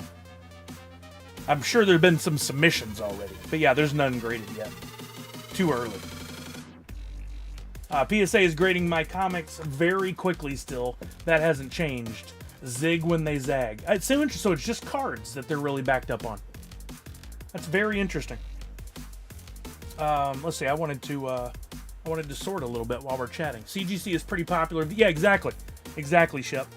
I mean, honestly, just putting it out there. Oh, I didn't realize Last Class Standing is card number 200. Is that the last card in the set? Is it exactly 200? I don't think I had any over 200 the other day. If it would probably be a conflict of interest, but it would be really interesting if somehow Gary and VeeFriends found a way to offer grading of their cards. But that you need a third party, unaffiliated, to make that process fair. Because when I worked at Funko, we had a conversation. It's been long enough now. Nobody's gonna come after me for this. We had a conversation, sat in a room, and they're like, "We're gonna have this new app." And they actually asked me, which I was impressed that they were like, "Let's go to a subject matter expert." They're like, "We're gonna have this app," and we were thinking about putting our own values in there. Like we'll just do our own research. I was like, "Nope, absolutely not. You cannot be the company that produces the product and sets the value, because you'll be forever defending your choice on how you got to the value. You got to go to a third-party service." And that's when they went to what was the site? HobbyDB, and they worked with that guy, and then they did him dirty too, eventually. But see, I do this. I start sorting and I don't have a great system, and then I end up mixing cards the wrong way. I gotta pay better attention. But they at least went with him for a while, and then they cut him out of the deal. They stopped paying him for the values, and he said, "Well, you're going to have to if you want these values." And he thought his stuff was more valuable than they thought it was. Yeah, that's what I'm sorting into big bulk numbers first, like anything under 100 through 175. Like I've got a weird system that's not working great for me, but I'm getting there. Anyway, they did him dirty, and then they brought in that eBay thing, and I went into the app the other day to look up something, and it was a very common pop. Oh, there's that orange VeeFriends Jacko from 2 years ago, New York Comic Con, and I thought, oh, this is a common one. It'll have a value in there. It said no data available. So I don't know. Did they just completely cut off like trying to work with eBay to get those values? Did it finally just run its course where nobody believed it anymore? Or I don't know what's happening there. But it's a shame because I think bringing in that data from HobbyDB was solid to start with. It's a shame that they did what they did. I sort of, oh yeah. Anybody else look in the app lately, the Funko app? Are you able to get any values at all? Is it helpful? I quit assuming HobbyDB or any of those sites was accurate a long time ago and started using just going to eBay. Probably did myself dirty on that with the sales. But true value is what something sells for. We've talked about it a gazillion times. I've said it a gazillion times. And if it's only selling on eBay for the last sales were averaged out to $10, it's a $10 thing.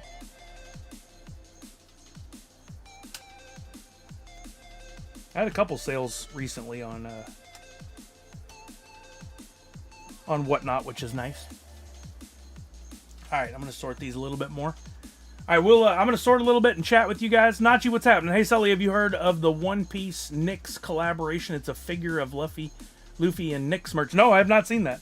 I don't play in the Pokemon One Piece world, so in my feeds I don't see that stuff. Everything in my feed this past couple of weeks has been VeeFriends for sure. But I'm interested. I like learning about stuff like that, so I should look it up. Is it? It's not something you got at a game, right?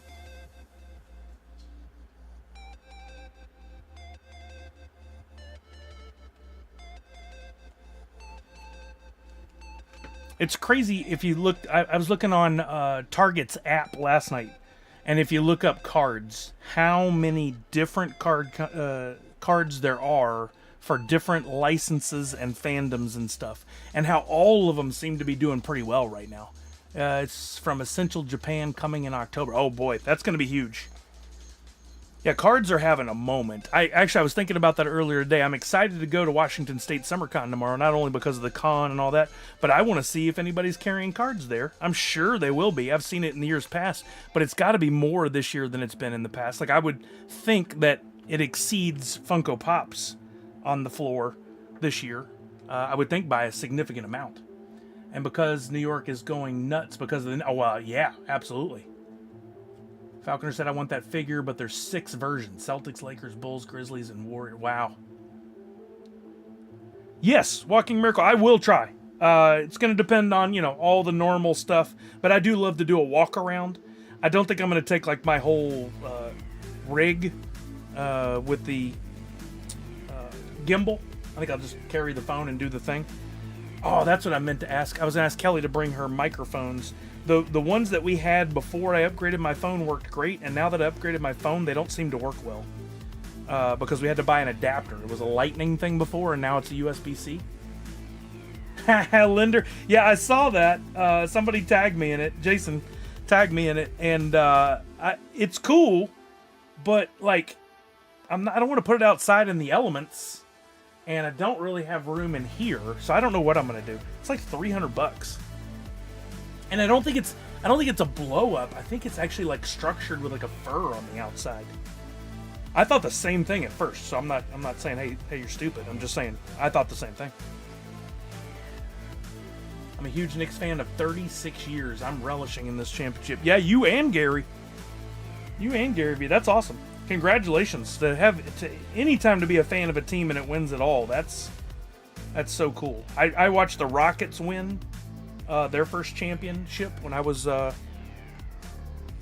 in high school. Yeah, because they won in 94 and 95, the 2 years that Jordan was retired.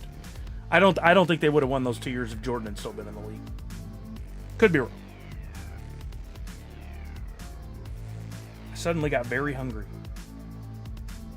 I never did eat dinner. That was against the Knicks in 90. Oh, yeah. Patrick Ewing could suck it. I could not stand Patrick Ewing. He was the only worse thing than him was Karl Malone and John Stockton. I hated playing against them and all their, like, crying and flopping, and they were the worst.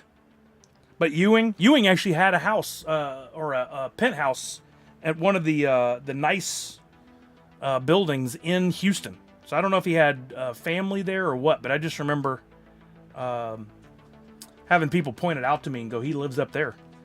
Which I always thought was crazy. He's playing for the Knicks and he had a place in Houston. But I guess when you're that kind of a big time player, you can make it work.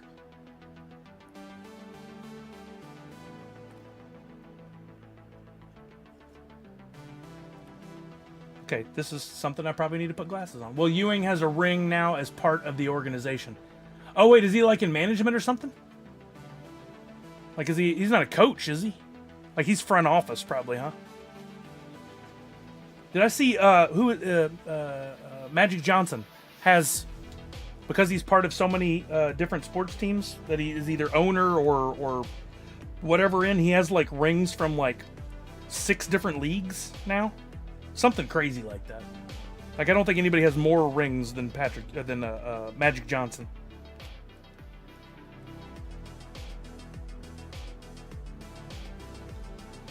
Useless knowledge. Basketball ambassador and consultant. So that's just, hey, we want to keep you around so you'll show up at a bunch of games, and we can count on you when we need somebody to lead the parade or whatever, and we'll just keep you on a retainer. That's the gig right there. Natty said, I'm still in shock that Motu bombed in the box office. Darn that Jared Leto curse. I hate that whole Jared Leto thing. I don't think it's a big concern. I saw some very interesting conversations around that this week. So Motu did not make back its budget, which is not uncommon these days. But somebody made a very interesting point about that. He said, if you look, they never released Motu in France, the new movie. They never released it in France. France is the biggest European market. And the reason they didn't do it is because there's rules in France that a movie must not go to streaming for like 6 months or something like that after it comes out at the theaters in France. So Amazon, who made the film and distributed it, did not put it in France specifically because they're counting more on how it's going to do on the streaming service and through sales of merchandise and etc., that even if it didn't make money, even if it didn't break even, it's still a success because they plan on making this into a giant franchise with more movies and possible spin-offs and more merch and etc. Yo, what's up, 911? How are you now? Chuck said Amazon was happy with it and already planning a sequel. I'm sure they made a ton on merch. Exactly, yeah. We live in a different time now where the big blockbuster films are not doing what they once did. There's not many billion-dollar films anymore like we had for a long time. People aren't going to movies as much. Movies are terribly expensive. They move to streaming so quickly. And then you got like the ones that do the best performance-wise, like profit-wise, seem to be horror. Because they're usually cheaper to produce and film and distribute. They don't necessarily attach a big name to them. It's not like the run Marvel had for a long time. So it's very interesting. I've been kind of reading on it over a little bit here, a little bit there. I know I spent a couple $100 on merch. Yeah, exactly, Chuck. Yeah, I think they're smart enough that you can't measure it by just the box office dollars. There's a lot of factors to consider before you just deem it a failure and walk away. Yeah, walking, and it used to be horror, was only like, oh, it should come out in Halloween time. Nah, horror is an absolute year-round staple now. I saw that really come to fruition while working at Funko. Yeah, Linder, not for everybody. Kelly and I just talked about this the other day. Actually, interesting story. I was sitting down. If you have not watched it yet, and if you can get through the scary moments, you need to watch Widow's Bay. It is a fantastic show on Apple TV, and I found out some very interesting things about it. But I started watching it thinking, oh, this is just a Stephen King style horror show, and I found myself laughing at parts and going, am I supposed to be laughing? Like, was this meant to be funny, or is this just they're that stupid? But I couldn't stop watching. And then just this week, I read that the woman who wrote and directed most of it actually wrote for Parks and Rec. And Widow's Bay is based off of her original pitch for a show way back when that ended up being, she kind of repitched it as Parks and Rec, where it was like The Office meets horror, like talking to the camera or showing like that kind of sitcom environment, but horror. And like they've just nailed this balance. She's like, I didn't want to make a horror that was just scary, and I didn't want to make fun of horror. I just wanted some comedy mixed in with horror. And it's a very dry comedy, but it's very, very good.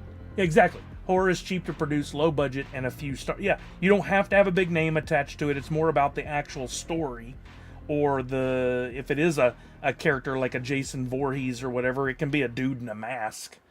It doesn't have to be, or Chucky. I'm surprised we don't have more Child's Play. Yeah, Widow's Bay was great. I don't normally like horror. But that one is so different. I think there were literally 2 episodes where they leaned more into the horror, scary blood and guts. The rest was more set up and like funny, especially the finale. But I was watching the finale the other night, and Macy came down, And she normally doesn't like hang out with me while I'm watching television, but her mom wasn't feeling well. So she comes and sits on the couch, and I'm watching Widow's Bay.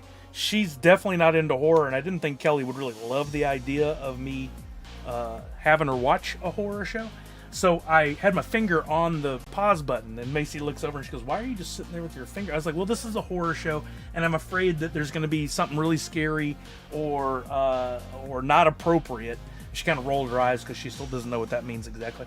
And I was like, I don't want to be the one who lets you see that. And she goes, "My dad watches that kind of stuff all the time. It's not a big deal." I was like, "All right, well, I warned you."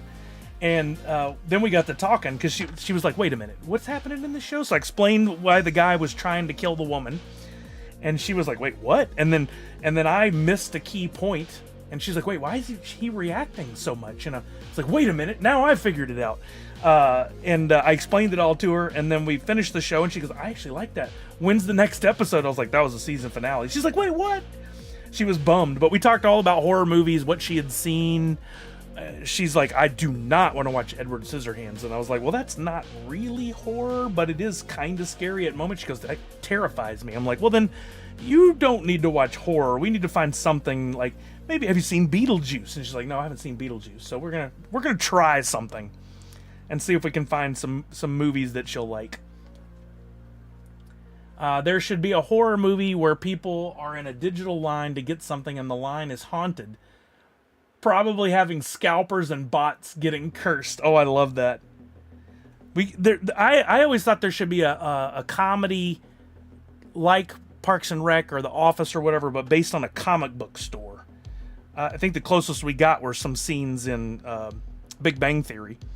But I always thought there should be one focused completely on a comic book store. And you could totally work in. You could make it all comedy, or you could work in some of that. For sure, that could be a lot of fun. Comic Book Men was a show for sure, but it was a reality show. I'm talking like a scripted. Yeah, Kevin Smith could do great, because if you guys remember, what was the show where the kid was Satan's son, and Kevin Smith was a producer or wrote it or something? What was that show called? I loved it. It made it like 3 or 4 seasons. That one of the lead characters, his name was Sock.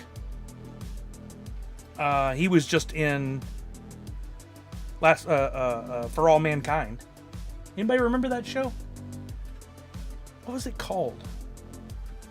I gotta look this up now. I can't remember. Let me reverse engineer it. So the lead kid in the show was Satan's son, but he didn't know it. He worked at like a hardware store. And Sock was like his best friend, and there was also a Hispanic guy who ended up being in the Arrow later on, the actor. And he was a friend too. They ended up battling demons and stuff, and every once in a while they would show his father, Satan, who was played by a famous actor, always wearing a suit, like a white suit and stuff. I know that's it's like one word. Sock character... boy, I'm not giving you much. Sock character did not help, because that just brings up sock puppets. I can't even remember who the actor was, the lead actor. Let's do Kevin Smith. It would have been early 2000s. And I think it was WB. I think it was on one of those. Producer? I'm going to do Kevin Smith, producer. I know he was somehow involved. Reaper. It's called Reaper. I knew it was one word.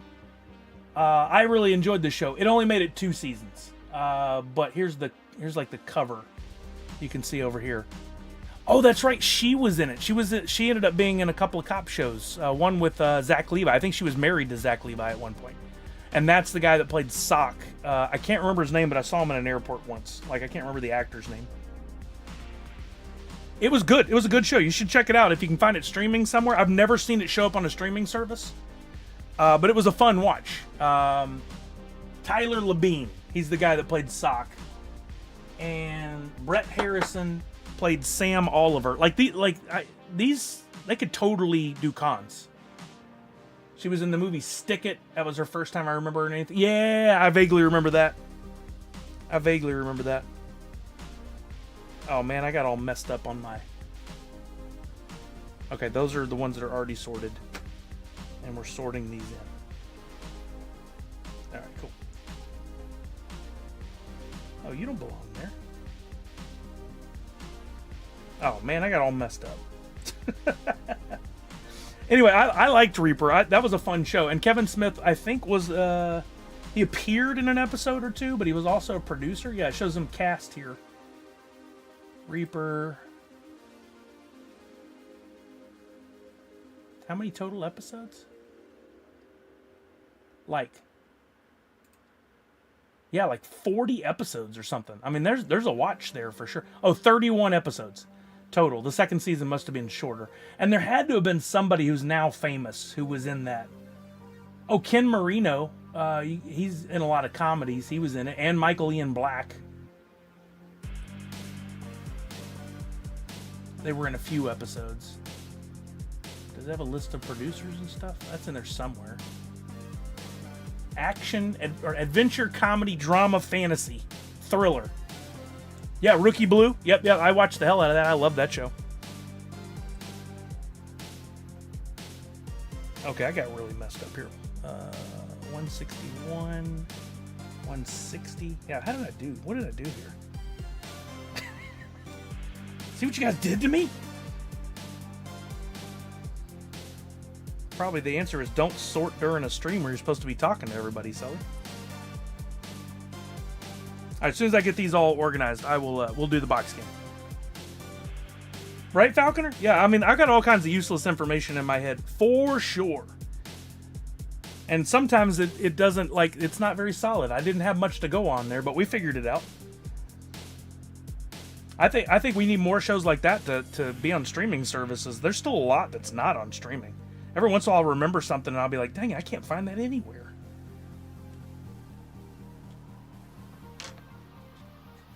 I added Stars to our lineup. They had a deal a couple weeks ago where it was only like $24 for the year. And then I watched the only two movies on there, The Long Walk and the new Jason Statham movie. I watched those and I'm like, and there's nothing else I want to see here. Rights issues for streaming are still difficult. Oh, for sure. One of my favorite shows from years ago was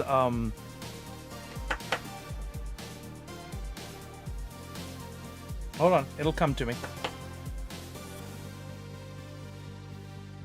Oh, for the love of Pete. When you haven't said it in a long time. Shelter was decent. It's like every other Jason Statham movie. But it was decent. God. It's a show about aliens with the teenagers. Early 2000s. Roswell. I got it before anybody typed it in the chat. I loved Roswell. And my ex did too. And one year they put it on. They put out a box set of the show. We couldn't stream it anywhere at the time. And I was like, oh, that'd be fun. We could rewatch that. So I got her a copy of it, the whole box set of the show, only to find out that they couldn't get the rights to the music that they originally used in the show. And because of that, they put new music in the show. Oh yeah, the remake I never did watch. I wanted to see it, but I never did. But they couldn't get the rights to the original songs that they used in the show, so they just put new songs in. Well, it totally changed it. And the show was not good to watch like that. And so we ended up never really, I don't know what happened to that box set. Probably lost somewhere in the divorce and moves. I was bummed. I was like, okay, you got to warn us. You can't do that. Charmed? Oh yeah. Same issue. Malcolm in the Middle? Malcolm in the Middle East? Wait, what? I never watched Malcolm in the Middle East. Was that a spoof? Was that a different show?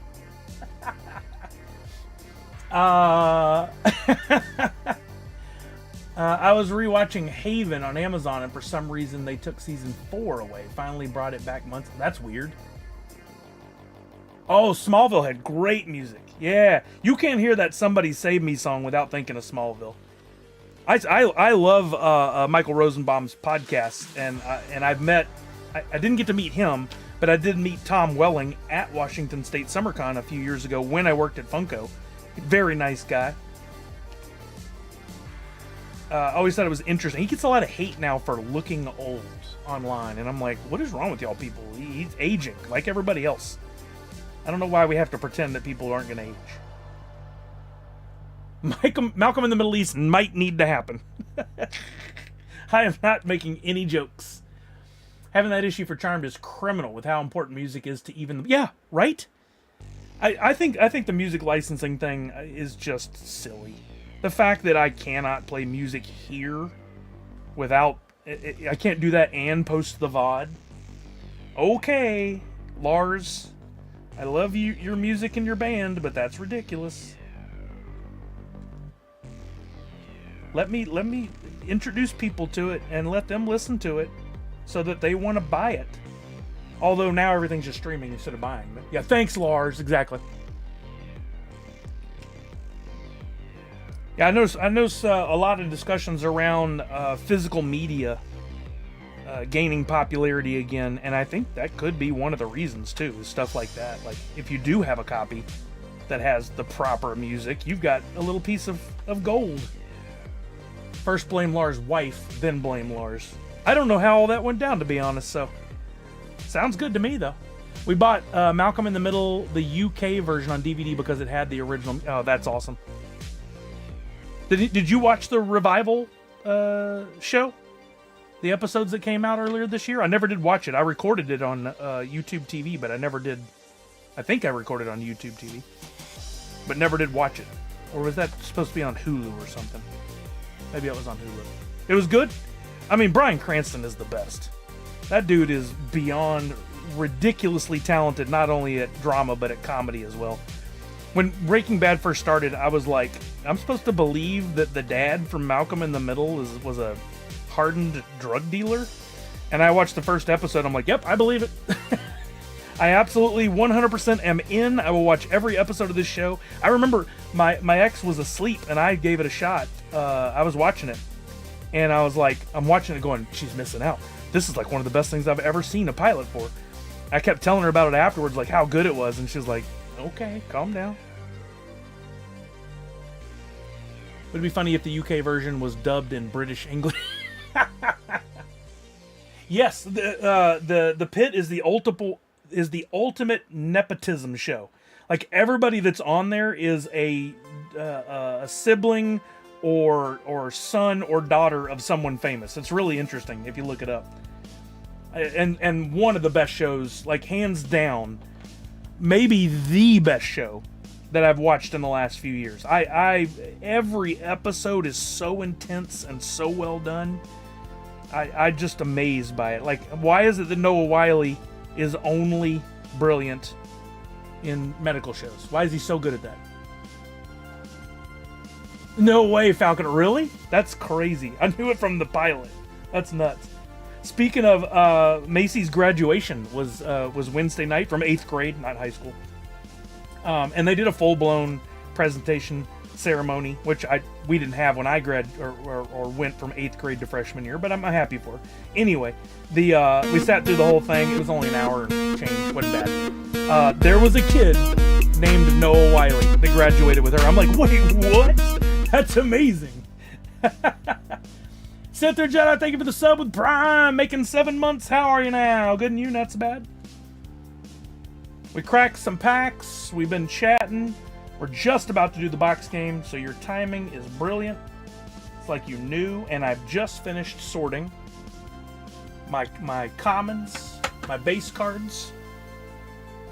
I'm going to try not to drop it to show you, but there is the base set now.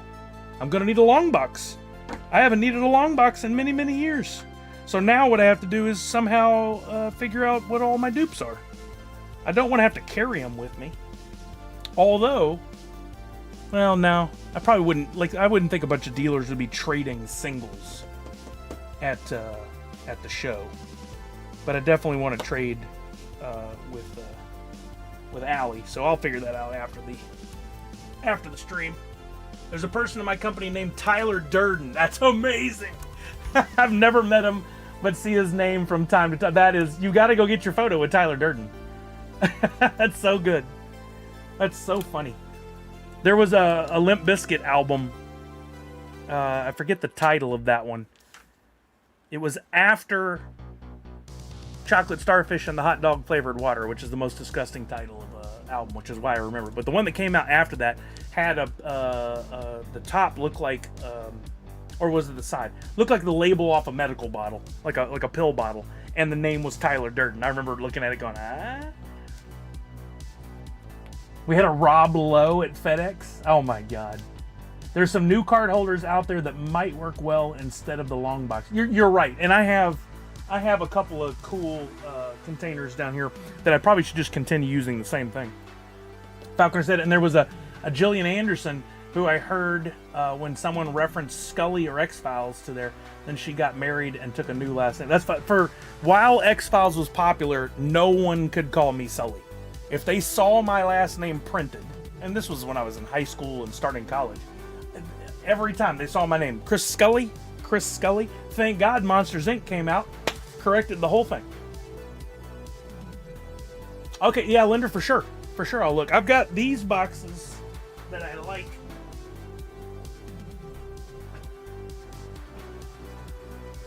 They've been very nice with the dividers. I think I've shown those here before. And they come with a little handle. So like if I were going to a card show, I'd probably rather have like a briefcase style thing, but this would work great too. And you can put them, they're tall enough that you can put anything in a top loader in there. I don't think it would fit graded cards, but you can put top loaders in there. Or I've got a bunch that are just in penny sleeves that I put in there as well.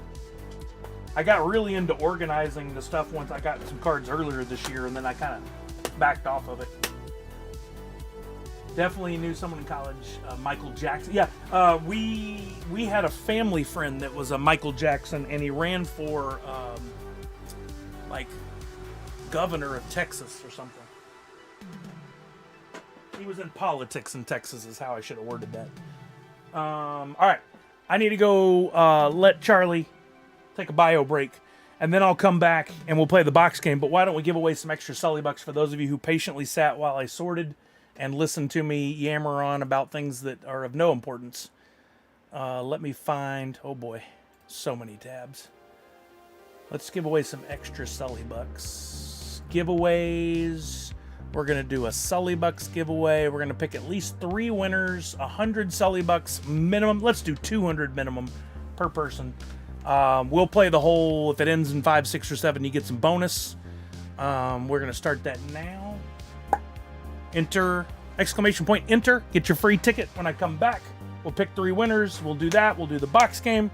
See if somebody wins a pack of VeeFriends cards to open. I've still got a box put aside just for that. Right, Willowbard? I mean, they're fun sometimes, right? I'll be right back. Chugga-dugga! What you do? What you do, Chugga-dugga? What?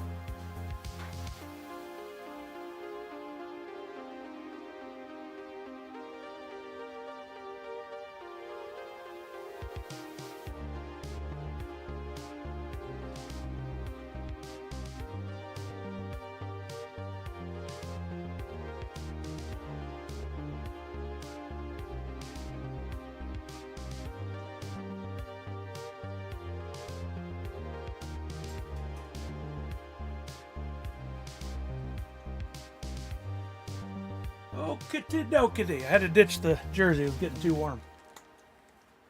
All right, you guys enter. I'll give you another minute or two while I get the boxes. We still have some music going? Okay.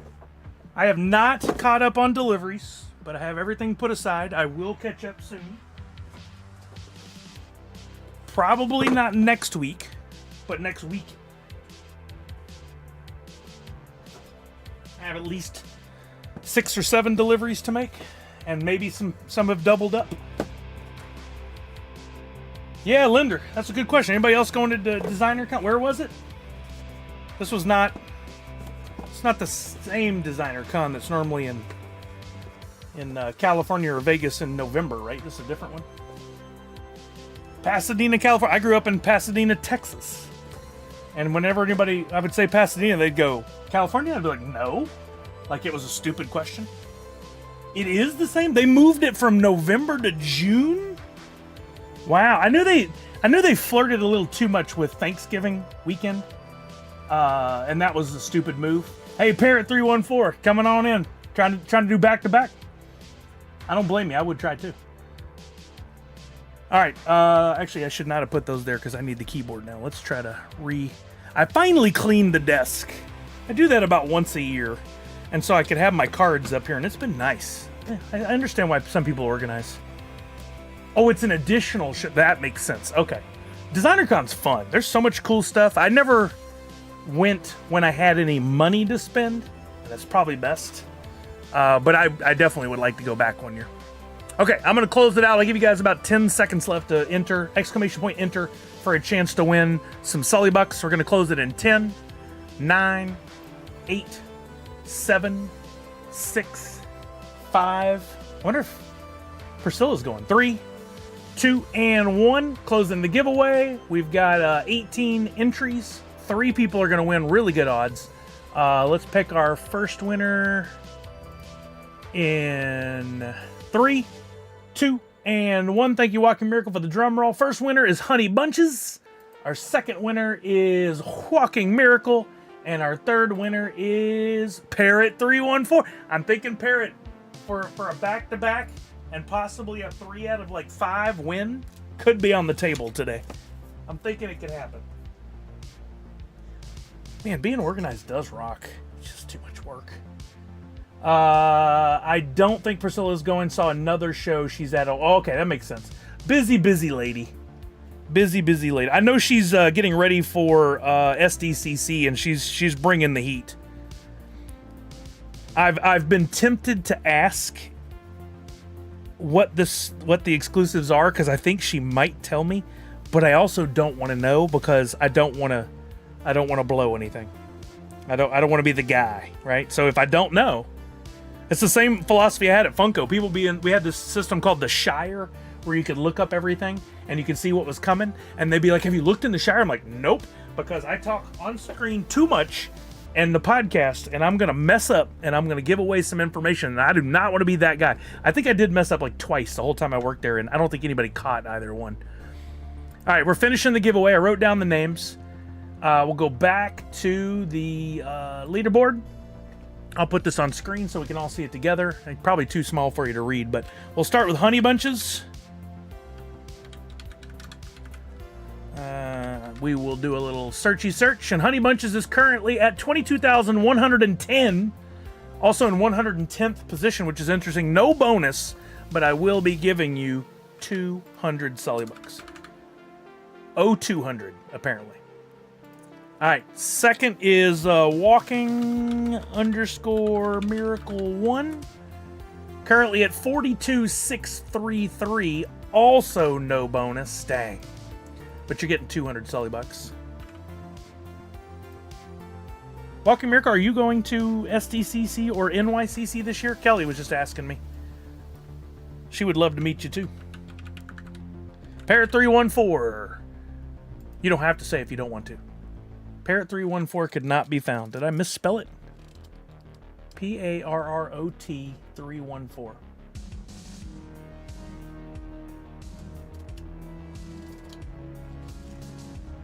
What? Did I write it down wrong? Parrot, can you say something in the chat so I can double check? Oh, 2 T's. Thank you. That's it. 31,603, and thank God my inability to look up your name didn't last so long that you missed out on bonus. You wouldn't have got it anyway. 200 points. There we go. All right, so 200 points to Honey Bunches, Walking Miracle, and Parrot314. And now we played the box game, and if you guys hang around. No matter what happens at the end, before we raid over to somebody else, I will give out more Sully Bucks. And you want to be here for that, because the more you have, the more entries you can buy into these giveaways. All right, let's get some prizes up here. We will start with. I've got the Topps Chrome. I've got the. Oh, we need to make sure we've got a Priscilla giveaway in here. Let me get that. I did not have one last week.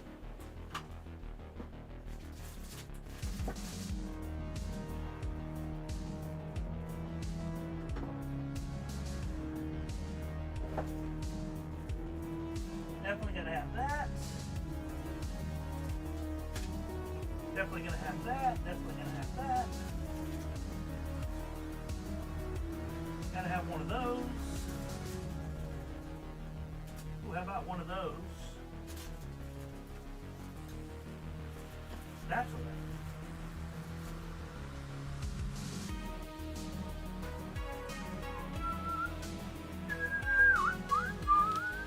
Okay. There's one prize, there's two prize, three prize. We gotta have a Bitty Pop blind bag, 4 prize. And with a shot with the Mandalorian. Where'd the Mandalorian go? Wait, did somebody win the Mando? No. Where'd you go?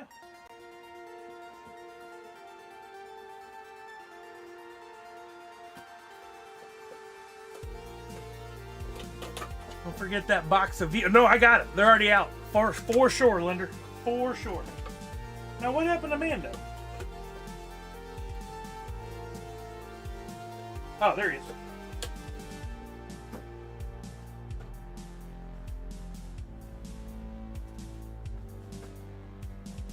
Okay.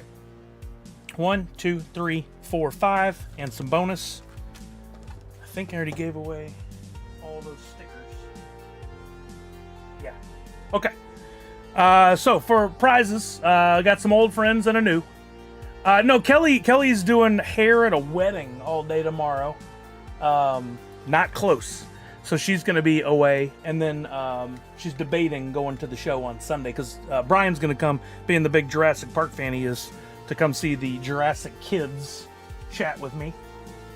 Okay, first prize we got up, the Mandalorian 2019 Fall Exclusive. Not the New York Comic-Con sticker, but still the exclusive. Prize 2, we got a fresh box of VeeFriends. It's a blaster. If you win, you get 1 pack out of here. We'll open it up and I'll let you pick like between whatever packs. We'll number them or whatever.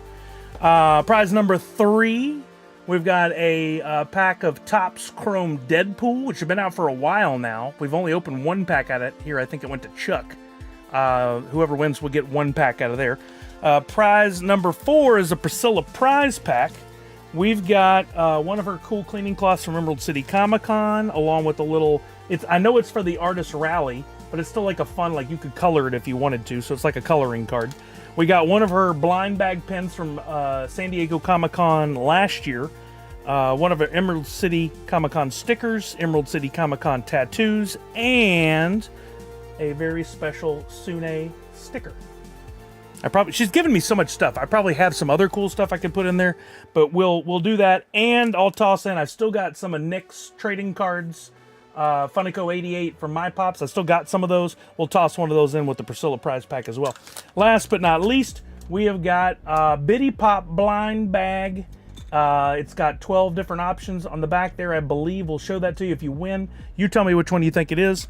We'll open it. If you're wrong, you get the Bitty Pop. If you're right, you get the Bitty Pop, a pack of VeeFriends, a pack of Deadpool, the Mandalorian Pop, the Priscilla prize pack, and the Funnico 88 cards, photo cards.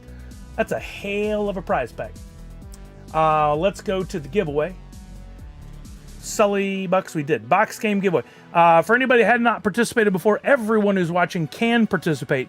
You have earned Sully Bucks by watching the stream. You'll just spin those. Thank you, Falconer, for the recap. You'll just spin those Sully Bucks to buy entries, so it costs you nothing. If you win, it costs you nothing to get it delivered to you. One caveat, you got to have a U.S. shipping address. If you live anywhere else in the world, you can win. That's fine, but when I go to ship it, I've got to ship it to a U.S. shipping address. A friend, a reshipper, or a freight forwarder. as I heard someone else call it recently, if that helps you with your whatever. Tickets are 10 Sully bucks each. You can buy anywhere from 1 to 150 tickets. We're going to start meow. If you have any questions, drop them in the chat, please, so I can answer them for you. We want to help you. Everyone here is kind. If it's your first time, you've never played before, please say something in the chat. I'm sure I'll give you some extra points. Somebody else will give you some extra points. We'd love to have somebody new in here. We love new friends. So if you're here, if you came by, if you're lurking, trying to figure out what I'm all about, this is a safe space. Nerds Unite is the vibe. Can't read it well tonight, but Nerds Unite is what we do here. That means we treat each other with kindness and respect, and we lift each other up. We don't talk smack to each other unless we're doing it for fun. And if somebody does, well, we just boot them out of here forever, and we don't have to worry about that crap anymore. Oh yeah, definitely a sarcastic vibe. Sarcastic aura. No, that didn't work. I just wanted to say that stupid word because everybody uses it now. I guess it's the old guy. I'm getting to be the old guy more and more every day, but I'm getting really sick of us needing new words for everything. I don't get it. I don't understand the need. But I will always say when I hear that, I'm like, well, every generation needs their whatever. They need their own thing, their own words, their own whatever. It's just like I have to learn a new language every freaking weeks. Sarcasm, no, not here.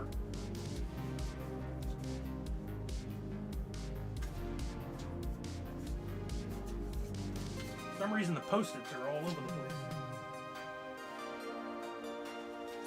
Aura farming, and Macy keeps saying bro. I'm like, bro is for when you're talking about a dude. Why are you calling your friends bro? And now I'm seeing a lot of social media comments aimed at companies, and they're going, bro, make this. And I just want to delete them all. No, you don't call a company bro. That is so dumb. At least Twitch, you don't get spam much like good old Discord. Discord can... No Discord. Priscilla PP. Alright, we got Priscilla PP, we got the Deadpool Topps Chrome, we got the VeeFriends Topps Chrome Pack, we got the Mandalorian, and we got the Spider-Man Biddy Pop, all on Post-its. Funko used that type of slang responding to people on IG. Ugh. Don't like that turn. Spider-Man Biddy Pop. Mandalorian Funko Pop. VeeFriends Chrome Pack. Deadpool Chrome Pack. Priscilla PP. I'm going to put those in the boxes while you guys buy your tickies. Thank you again, Falconer, for being our unofficial documentarian. I called it out, asked if a teenager was responding for him. Nice, Allie. Keep strong. I love it. There's so many things I want to say on social and I just don't because it never goes anywhere. It never helps anything. I may feel better for a few seconds. The other day I was watching one of the Whatnot streams and it was VeeFriends. And they had like 180, 250, somewhere in there. That seemed about average. People watching. And one person kept spamming the chat over and over again, the same thing. I forget what they said. After like the 6th or 7th time, they're literally just copy paste. I'm like, please don't spam the chat. And I was nice about it. I get a message later from said person who was like, why don't you just go sit in your little corner and shut the hell up? I was like, I asked nice. I didn't respond back because there's no point. There's no point. So I was just like, whatever. But that kind of stuff sticks with me for a while. I'm thinking about it like all day, like, oh, I could have said this. Oh, I could have done that. Oh, I should have. And it serves no purpose. It just pisses me off. I so barely want to respond to those people with your mama jokes.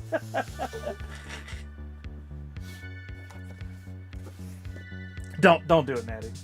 Don't call me bro. You can call me bro. I'd prefer you call me brother.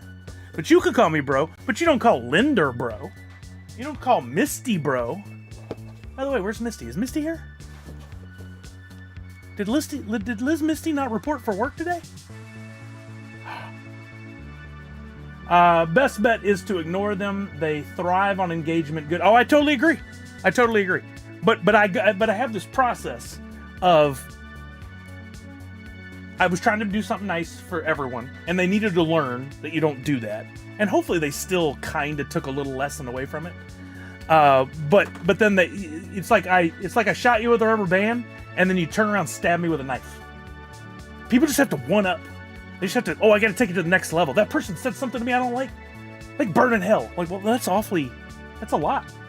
Nachi said, just say you are so blessed with speed that common sense can't keep. Oh, I read a whole thread today of amazing cut downs, and they were all like, oh God, they were so good that like most people would not even catch them. What was one of my favorite ones? God, there were so many. I wanted to write them down and put them on Twitter for everybody. It was in a Threads thing that I saw. They were all so good. I was laughing so hard, and now I can't remember one of them. All right, we're at 5 minutes and 43 seconds. Let me open Threads and see if it's still sitting there. It might be. I don't really go on Threads a lot. It's just Instagram keeps teasing me with stuff that looks important, and then I click on it, and it's like Threads, and I'm like, ugh. I don't have anything against Threads. I just don't use it. No, I didn't go to the right spot. Lost.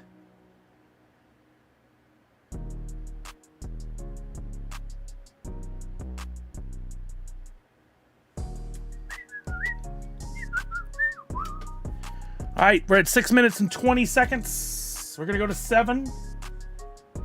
I mean, I don't have a problem with new social media. It's just Threads is basically Twitter with a few extra different things. And it came at a time where everybody was like, oh, let's jump over to, let's do the other. Let's do Blue Sky. Let's do Threads. Let's just do anything but these. And I'm like, hey, go ahead. I'm still going to be right here. I don't have the time to rebuild another audience and find other friends again. 10 seconds left. 9, 8, 7, 6, 5, 4, 3, 2, and 1. Oh, that one, Living Conundrum. The acoustics in your head must be amazing. That was great. That was one of them. So freaking good. So good. All right, we closed the giveaway officially. Let me pick a winner. Let's get a little drum roll in the chat from everybody. Simshu said it's all pretty much the same thing. Just another platform to say and do the same stuff you did on MySpace years. Exactly. Speaking of social media, now they have put age restrictions in different countries. Yeah, I've seen some more of that. I wouldn't have cared before, but now with Macy in the picture, I pay attention to this stuff. Oh, nice, Callard. They just thought that was like the worst term. All right, we're picking our winner in 3, 2, 1, and our winner is... I called it. I wish I could have put money on this. Parrot 314.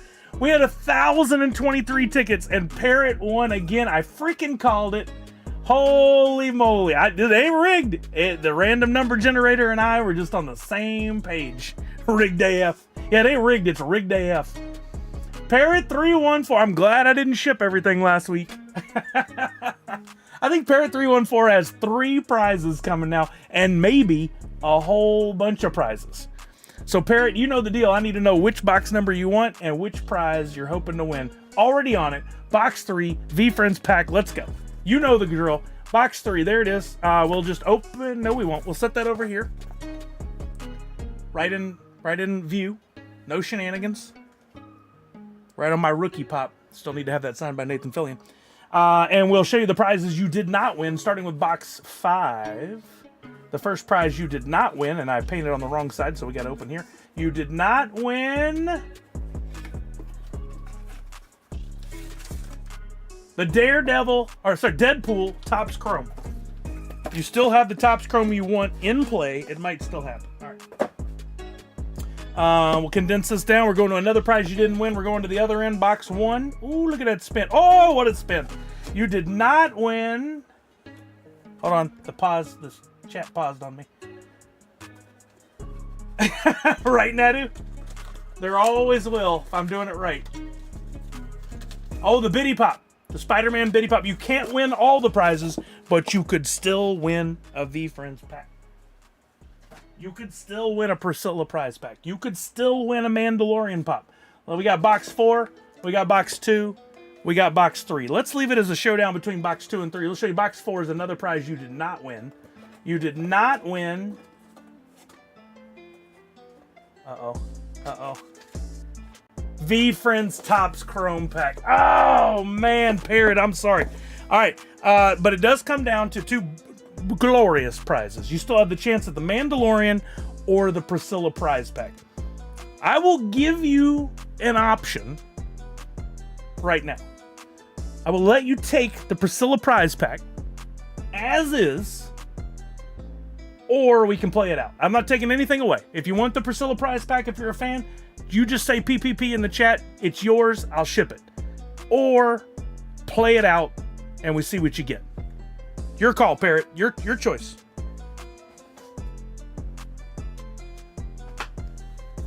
Take the Priscilla prize pack or play it out.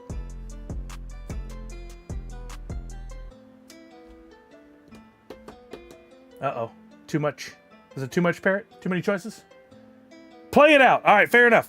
Box 2, you did not win. Box 3, you did win. That's a horrible spin. That's not a good spin. What's happening? There we go. There we go. But it didn't end right. What is wrong with this box today? There we go. Box 3. Perfect spin. You did win. Dang Post-its. You did win the Priscilla prize pack. Let's go! Mandalorian cannot be won. It will not leave the house. Parrot's getting the Priscilla prize pack, and just to prove that nothing's rigged, here's box 2. It never left sight. You did not win the Mandalorian Funko Pop. I can't, 3 tries, can't get it right. Congratulations. Hey, Eric's Pop Lounge, how you doing? What's happening? What's new? What's going on in your world? Thank you for coming by. I appreciate you. We just played the box game. I am going to give away some more Sully Bucks, so hang around if you want to get some of those so you can play the box game next week. We opened up some VeeFriends cards earlier. We chatted about I sorted cards. We chatted about all things, all kinds of crazy things. I brought up old shows people didn't even know existed. Just barely behind. I just saw your message come by, Miss Jessie Star. Not much, man. Prepping my cosplay for SDCC. Nice. What are you doing? Or is it a secret? If it's a secret, I get it. I understand. Let me get a bag for the Priscilla PP for Parrot 314. I think, did I put no, I thought I put some bags in here. I'll do this. I have a container I haven't used. You're welcome, Parrot 314. I've got at least 2 prizes, if not 3, coming to you. I'll get that boxed up here in the next couple weeks. I like to just save up shipping and then spend a couple hours doing it every now and then.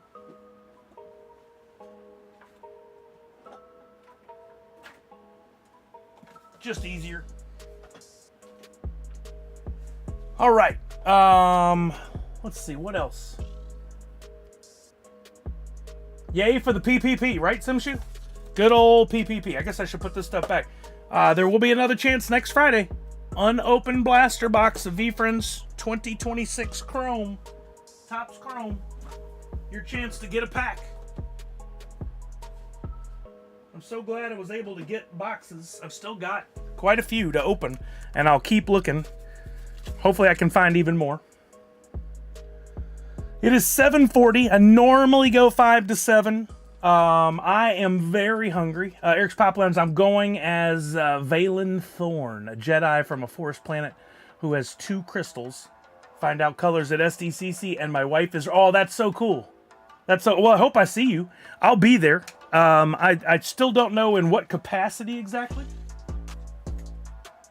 I'm definitely going as a fan. There's a potential maybe going for a little work. We'll see. When I have more info, I'll share with everyone. But if you're going to SDCC, I hope to see you there, everybody. I don't know. Priscilla hasn't announced her party yet, but she has a party every year, and I'm definitely going to go to that. Should be a good time as always. I'm looking forward to it. Hey, yeah, absolutely. And I'll have some giveaway items. I was supposed to have some this weekend, some stickers made. I didn't get them made in time, but I'm working on the design for SDCC, and I'm debating on doing maybe a different sticker for every day or something. So if you see me, come say hi. I'll have some givvies. I'll have some freebies to give away, and who knows what else will be going on. I work for a company now called Blockies. I went to work for them back in January. Who knows if there might be something related to that. Hugs, I give away hugs all the time. I love a good hug. As long as it's a friendly hug and not more than a friendly hug, I'm cool with it. My wife would not appreciate that. Absolutely. And maybe not after a day in the sun. I'm hoping we don't have another hot SDCC. The first year I went in 2012, it was cool. It was in the evening time. It was down into the 50s, and we slept out on the water. Thank you for the bits, Eric's Pop Lounge. And it was cold. It was chilly. And then every year since then, it's been pretty warm. I haven't needed a hoodie, really. I'm hoping we have a cooler year because we baked in the line last year going to the rookie, me and Kelly. We baked pretty hard there for a while.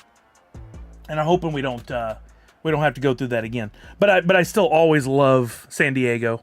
It's such a beautiful city, and I always love, we'll talk about it more as we get closer, just the possibilities of SDCC. You never know who you're going to see, what kind of interactions you're going to have. I had some of the best Hall H experiences ever last year, sitting for the long walk, and Tron, and Predator. That Predator Badlands was such a good movie. And I ran into Tuco from Breaking Bad at the Manchester Grand Hyatt front area. I saw, was it last year or the year before? I saw, blanking on his name now, which I do more and more these days. It'll come to me in a second. Patton Oswalt. I saw Patton Oswalt, but he was quietly walking from one area to the next and ended up in the restaurant portion of the Manchester Grand Hyatt, and we made eye contact, and he just kind of went like, and I was like, cool, I'm not going to bother you. Yeah, it was warm last year. Our first, we had Thursday and Sunday. That was my first year. I had Thursday and Sunday. Sadly missed Chris Sanders. I have Stitch tattooed him. Oh, dope. Have fun. Well, maybe this year. We were at a FIFA sticker trade event today, and I got burnt. Oh, did you get some of those? I saw the FIFA stickers at Costco, and at I've seen them everywhere. They're really out in force. I didn't get any. I don't know much about soccer, so didn't mean a lot to me. I did. Speaking of cracking packs, I've been sitting on this for a minute. Now would probably be the time to open it. But I gotta go. We'll save that for next week. It'll still be going on. But I bought this whole FIFA World Cup. I don't know what you call this. It's like a jumbo box at Costco, and it comes with a jumbo size card and like a special pack in there. I'll open that next week. Oh, I know what I didn't tell everybody. I haven't told Kelly yet.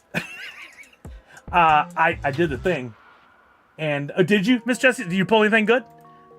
I did a thing, kids. I bought a VeeFriends NFT. And I'm trying to bring it up to show you.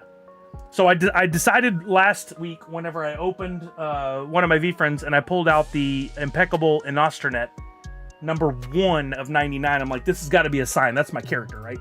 So I did the thing. I went over and started researching. Yeah, it's Donruss.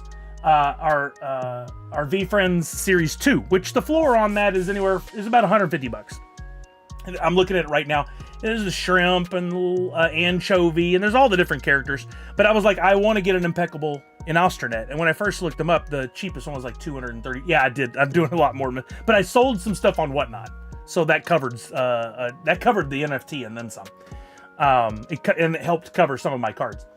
But I did the thing. So I went ahead and I found one and I bought it, and it was the simplest process. I bought it on Rareable, and you can use a credit card. I use my debit card.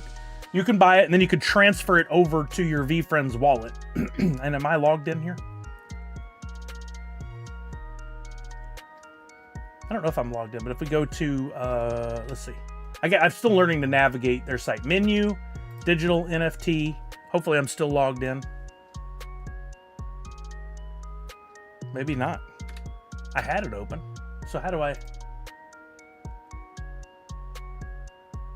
That's weird. When do you think you'd see a login, like somewhere? Hold on, let me see if I have it open in another tab. I've got this great thing that looks through all the tabs I have open. Nope, that ain't it.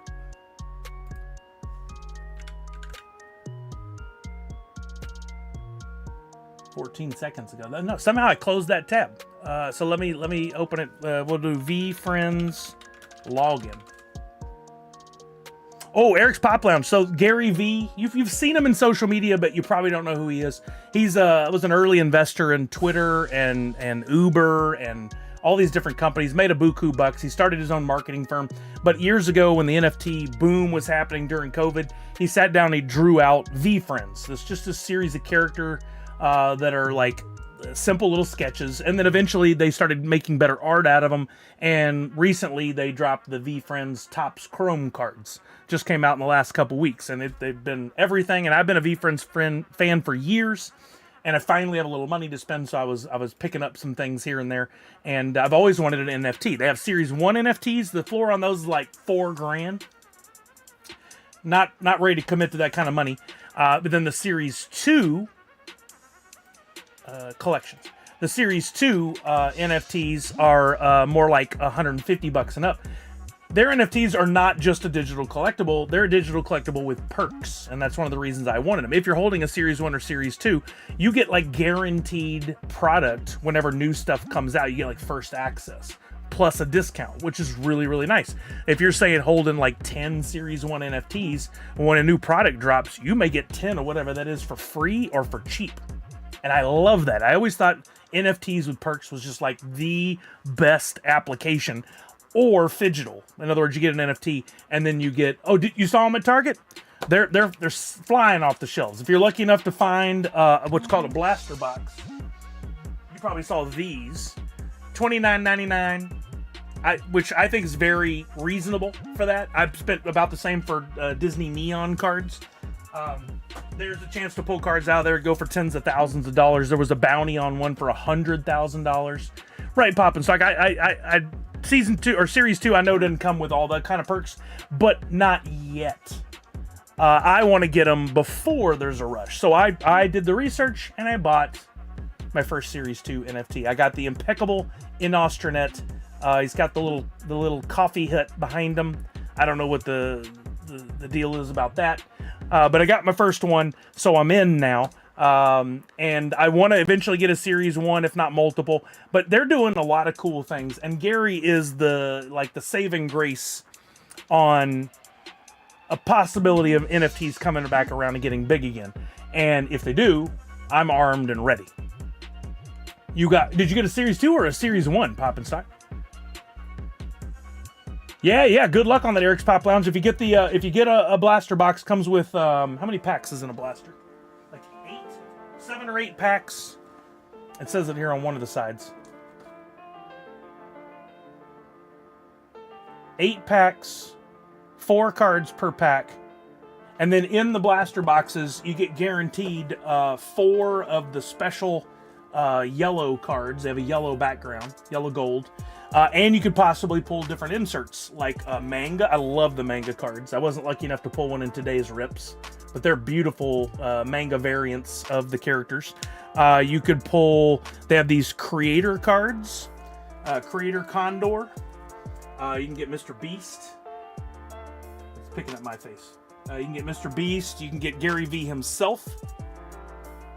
They also have Mel Robbins and this Clicks guy. They don't really know who he is. I got a bunch of those. Some are autographed. If you get lucky enough to pull the Mr. Beast autograph, they're big bucks. And then there's really cool, like, numbered variants, just like you would have for sports cards. Here's some of the ones I've been lucky enough to pull. I pulled some tonight. The Otter, numbered to 199. The Sun, numbered to 250. The Condor, numbered to 75. That was probably my best pull of the night. I got the Walrus, numbered to 75 the other day. The Raccoon, numbered to 199, is one of my favorites just because of the variant. But Eric's Pop Lounge, I tell you, I I was talking about this last week about my getting into VeeFriends specifically. I've been watching for years. I watched Gary. He's one of the reasons I got into it, but I couldn't afford the kind of NFT space they're playing in on Ethereum. I couldn't before. Now things are getting better.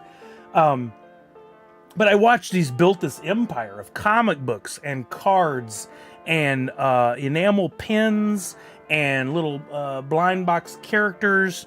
And they're just doing, they just did a Bose collaboration with a blind bag Bose speaker yesterday, which is very interesting. But he's just building this thing. And I know people who were here all stream are like, man, talk about Gary more. I'm just amazed by this guy. Like, he's somebody I'm learning from every day. I'm watching. He will not let this go. If there's a brand, if you could build a brand and build your own IP, which he's done already, if you can get that to catch on, you are set for life. He's already done well. If these characters catch on, he said he's trying to build the next Pokemon. It probably won't be the next Pokemon, but if it even comes close, holy crap. These things down the road, we're going to look back at these cards I was just flashing in front of the screen and go, wow, you had some of those? That's amazing. Like, I want to be a part of that. And it's the first time since 2013, 14, 15 that I felt like this when I was first getting into Funko, and I looked at them and I went, the possibilities here. Like, a Sully Pop limited to 480 pieces in the world, that's going to be worth a few $100 one day. Now it's worth $2,000. It exceeded what I thought it would do in the Funko space. And now looking at these cards, I'm feeling that vibe again. I loved getting in the car and running around and trying to find the packs and the boxes. And I love opening them, and I love the conversation, and I love the great community of people involved in it. And I've been following them on Twitter, and they're following me back, and we're hyping each other up and telling each other how happy we are for each other. And it's just been so much fun. That's like Diork and Dungeon Crawler Carl. Both are so I've heard about Dungeon Crawler Carl, I can't speak, for years now, but this thing, we're getting the show. I'm super excited about that, and I just saw that Seth MacFarlane is involved. It's his production company that's making the show, or working on the show. I'm very excited about it. Nice, Allie. I'll look through for my dupes and maybe send you a message to let you know which ones I'll just bring them and we can trade out. FIFA did some good thing with their platform, FIFA Connect. It's how I got tickets to today's. Oh, fun! You went to the game, or you're? Oh, that's cool, Justin. That's dope. You were there. There's action figures coming at SDCC for DCC. No kidding, for Dungeon Crawler Carl. That's cool. That's gonna be a hot item. That's gonna be a hot ticket item. Willibard says not ruining anything. I'm on book 4. Oh, gotcha. Of Dungeon Crawler Carl. That's cool, Jess. I watched the first half on TV at lunch, and then things got hectic. I was getting all kinds of messages for work, and I had to get the NFT ready for today and everything, so I had to bounce out. But luckily, I caught the action. It looked like a little warm day to be here in Seattle at the stadium, but what a beautiful day. You flew up here and went to that game, right? That's the one you're talking about? I don't know if there were other games, too. Beautiful day for soccer. Looked like such a fun game, too. I need this NFT for sure. We brought the warmth from Alabama. How funny. Oh, it's all about nostalgia. That sells. That was one of Gary's leading things whenever I started. He's like, Joss, or not Joss Whedon, Quill Wheaton said this years ago. He's like, we get to be adults and we want to recapture those moments that we had as a kid. And now we have some money and we have the time and it exists. We can buy the lunchbox we always wanted. We could buy a pop in the form of a character we always love. We could buy all that stuff. And if you look, these things run on a 15 to 20 year cycle. Pokemon got bigger than it's ever been 15, 20 years later. It built and built and built, but then it just blew up. And VeeFriends is in like year 4 or 5. It's building, it's getting there, and then it could be a very good long play. I'm looking at it as fun and an investment, just like I did with my pops. And I've still got some pops that are worth, a ridiculous amount of money. In fact, I got a few for sale, and if I sell one of the ones that's like $5,000, $6,000, $7,000, I would immediately turn that and put it into a VeeFriends Series 1 NFT. Like, no debate. That's exactly where the money would go. I would just reinvest it. And how perfect would that be if I bought a pop at San Diego Comic-Con in 2014 sold it now for $5,000, bought a Series 1 NFT, and then that NFT ended up being $25,000 down the road. Like, to turn 15, 20 bucks into that over the course of a lifetime, better than the stock market, right? And fun. Lots of fun. I've had so much has come from me collecting. Community and friends and going to the cons and just getting to do things I love has all come from my collecting and my love of pop culture, and I wouldn't take any of that back. The only thing I'd take back is freaking COVID. I wish that had never happened.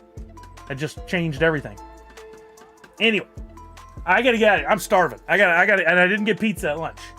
I've decided my character, as of this moment, is the consistent cougar. Do I have a consistent cougar? No, raccoon and otter. I think I bought a couple at lunch today, and I can't see what they are because they did them as just like show them on the screen and sell them real quick. Do I have a X-fractor of a cougar? I do not. I was looking for something fun to give you, but I'll look at the dupes and maybe I have something in there for you. Oh wait, how about a yellow?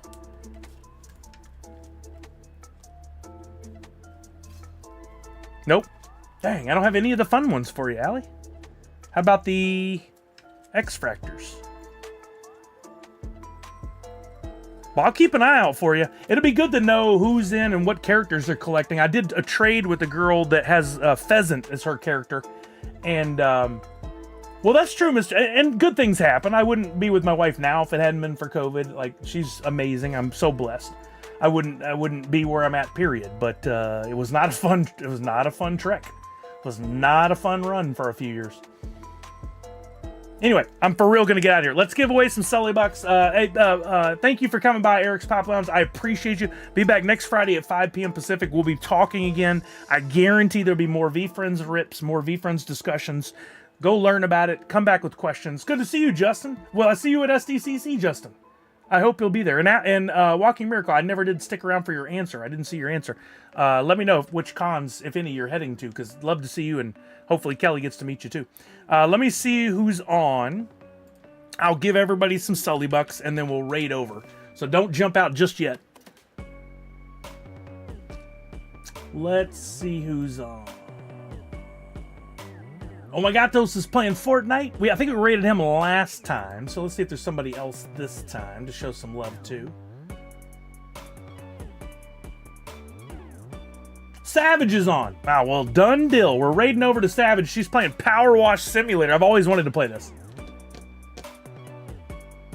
I won't be able to stream them, Linder. They got a policy against that now, and I even have to tell everybody in the audience no filming or streaming. So, unfortunately, unless I can convince somebody to just hold the phone and kind of sneak it, which I probably won't do. But all right, we're gonna raid over to my friend Savage. Most of you know her.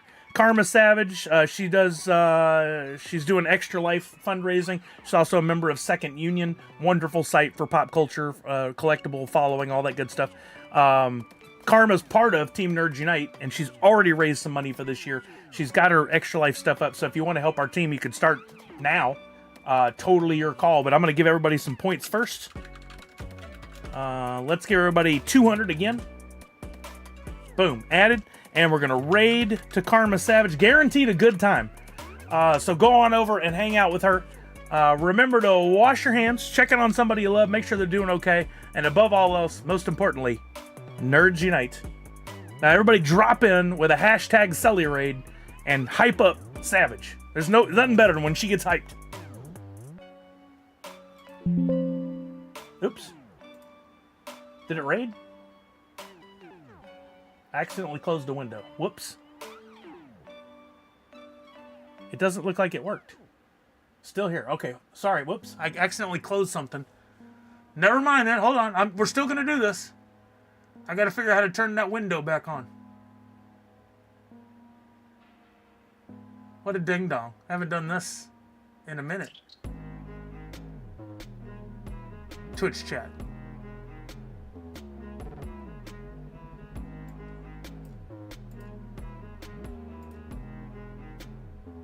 Okay, it's counting down now. All right, go. Hashtag Sully Raid. Here we go. Bye, everybody.